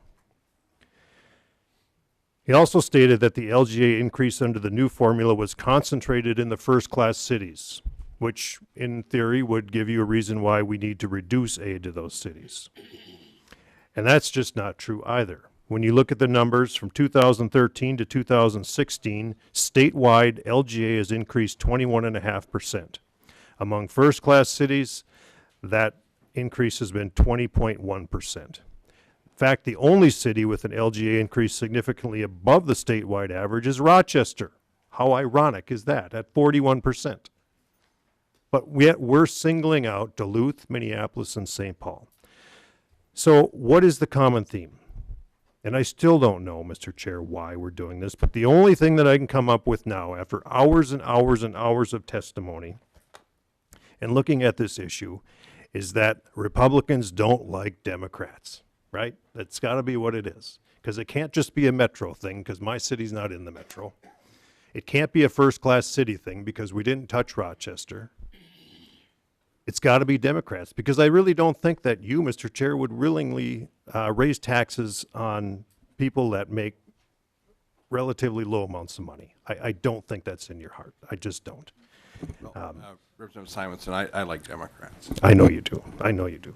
I think down deep, you think that this is a horrible provision and that you're still going to fix it. But I just don't know why, Mr. Chair. It makes no sense to me. All we're doing is, with this particular bill, is that, you're playing to some base that you were able to cut LGA to Duluth and Minneapolis and St. Paul, and really all you did was shift that cost onto local property taxpayers, 800,000 people in those three cities. I think that you've successfully interjected unfortunate politics into tax policy, and I think that's the wrong direction for the state. I think that I would be one more than willing to step up and say, if we want to take politics out of tax policy, I'd be all for that. I'd be more than happy to work on that and try to figure out a way that we could do that. That's a huge undertaking. I understand that. But sometimes, you know what? Good work is hard work. And you can do it if you take the time and put the effort into it. In closing, Mr. Chair, I just want to say that I paid attention to the testimony on your omnibus bill, and I won't say that I wrote down every single testifier, but I did keep pretty close track, and my numbers are that 40 people, individuals or people representing groups, testified in opposition to your bill, and 6 were in support of. Those are not good numbers. Representative Simonson, if you take vaping out, what are the numbers? Mr. Chair, I think there was only maybe 3. 6 to 6? You have the floor, sir. I'm sorry. Representative Simonson. And I do appreciate your humor. It does make the day go by quicker. But I think by and large, Mr. Chair, that even if you take the vaping provisions out, I'm not going to. But, you bring that up. Maybe we should talk about that. And I wasn't going to. But I think, just in closing, that a lot of people are opposed to this bill for various reasons, and I certainly can't support it. But I think what I see when to bring this back full circle, is that when I started, I talked about some of the promises that you all made on the campaign trail about supporting Greater Minnesota. And this is a primary failure for Greater Minnesota. And you can say that, by hurting the metro, you gain in Greater Minnesota, but the reality is that the metro area, Duluth, St. Cloud, Mankato, these regional centers, these are the economic drivers of the state. Okay, if you keep poking at them, eventually it's going to have a trickle-down effect to everybody in the state. And I say that because I think this is one Minnesota. I don't think there needs to be these long-standing divides between the metro area and the rest of the state. I think that your priorities and your choices are off. I think that we've gone to some extremes here that we didn't need to go to, and I think that if anything, that you've only disappointed Greater Minnesota. So, Mr. Chair, I can't support your bill, although I was close at one time. I just can't pull this off. Thank you, Representative Simonson. Comments from members? Yep. Representative McDonald? Thank you, Mr. Chair. I just want to read one quote from our founding fathers, and I'll be still. Just my comment, listening to the minority's concerns about your great bill. And Thomas Jefferson, who I admire and read quite a bit, said this: "To take from one because it is thought that his own industry and that of his fathers has acquired too much, in order to spare to others who or whose fathers have not exercised equal industry and skill, is to violate arbitrarily the first principle of association, the guarantee to everyone of a free exercise of his industry and the fruits acquired by it." Mr. Chair, your tax bill does just that.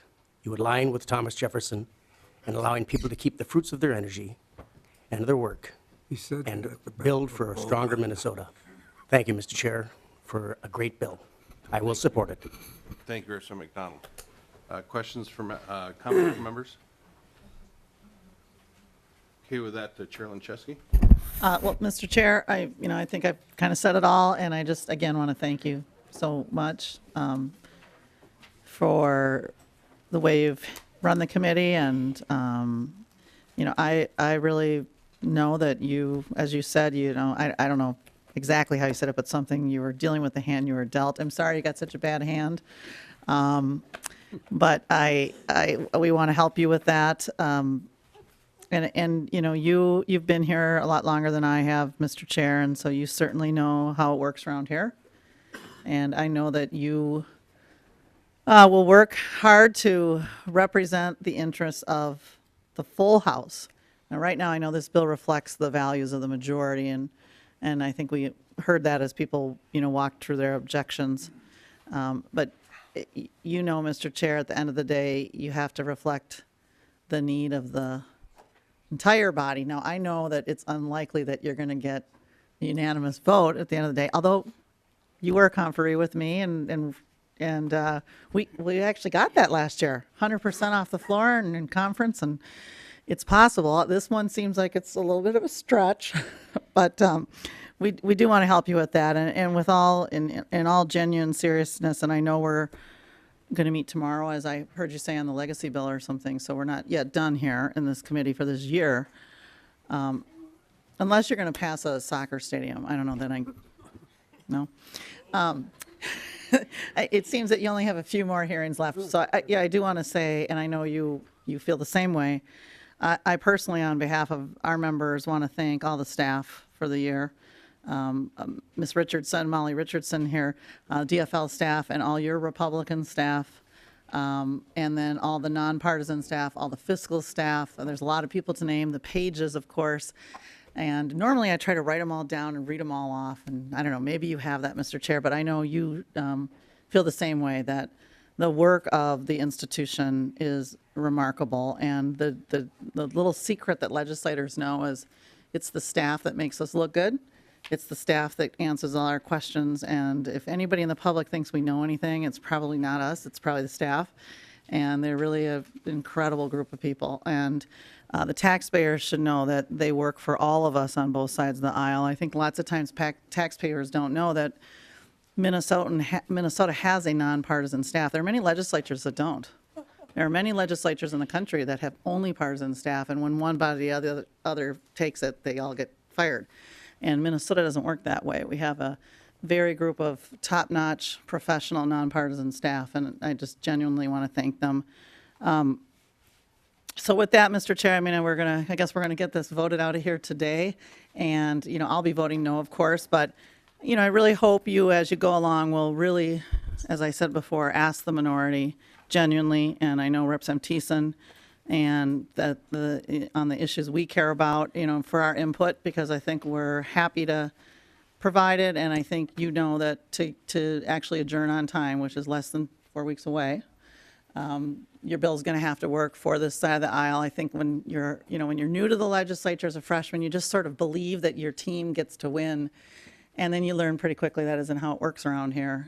Things have to work for everybody, or they don't work at all. So, again, I want to offer to you and our assistance, and I want to thank you so much for how you've conducted the committee this year and your fairness, and appreciate it very much, Mr. Chair.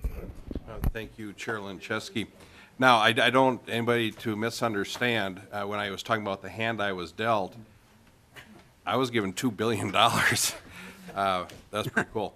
I've got all these friends now, and I'm sure within 30 days I'll have fewer.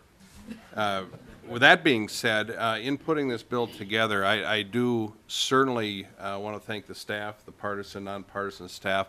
I want to thank the GOP members, and I certainly want to thank the DFL members for, we've had a lot of big issues here that could have become much more contentious. I'm very glad that we've operated in a gentlemanly type fashion, which I appreciate more than you know, because some of these issues could, I'll just leave it at that. I appreciate the civility that this committee has operated under. That being said, and I really did try to make this a bipartisan bill. Now, my definition may be different than your definition on what that consists of, but we didn't look at who authors were, we looked at what policy was.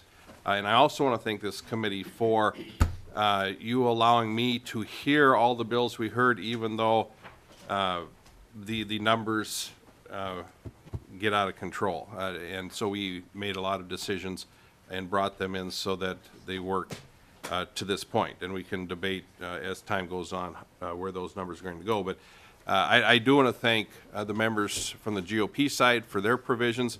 I also want to thank the members that have provisions in this bill from the DFL side, whether it be the Earhart estate tax, the Ansell's bills regarding the Iron Range.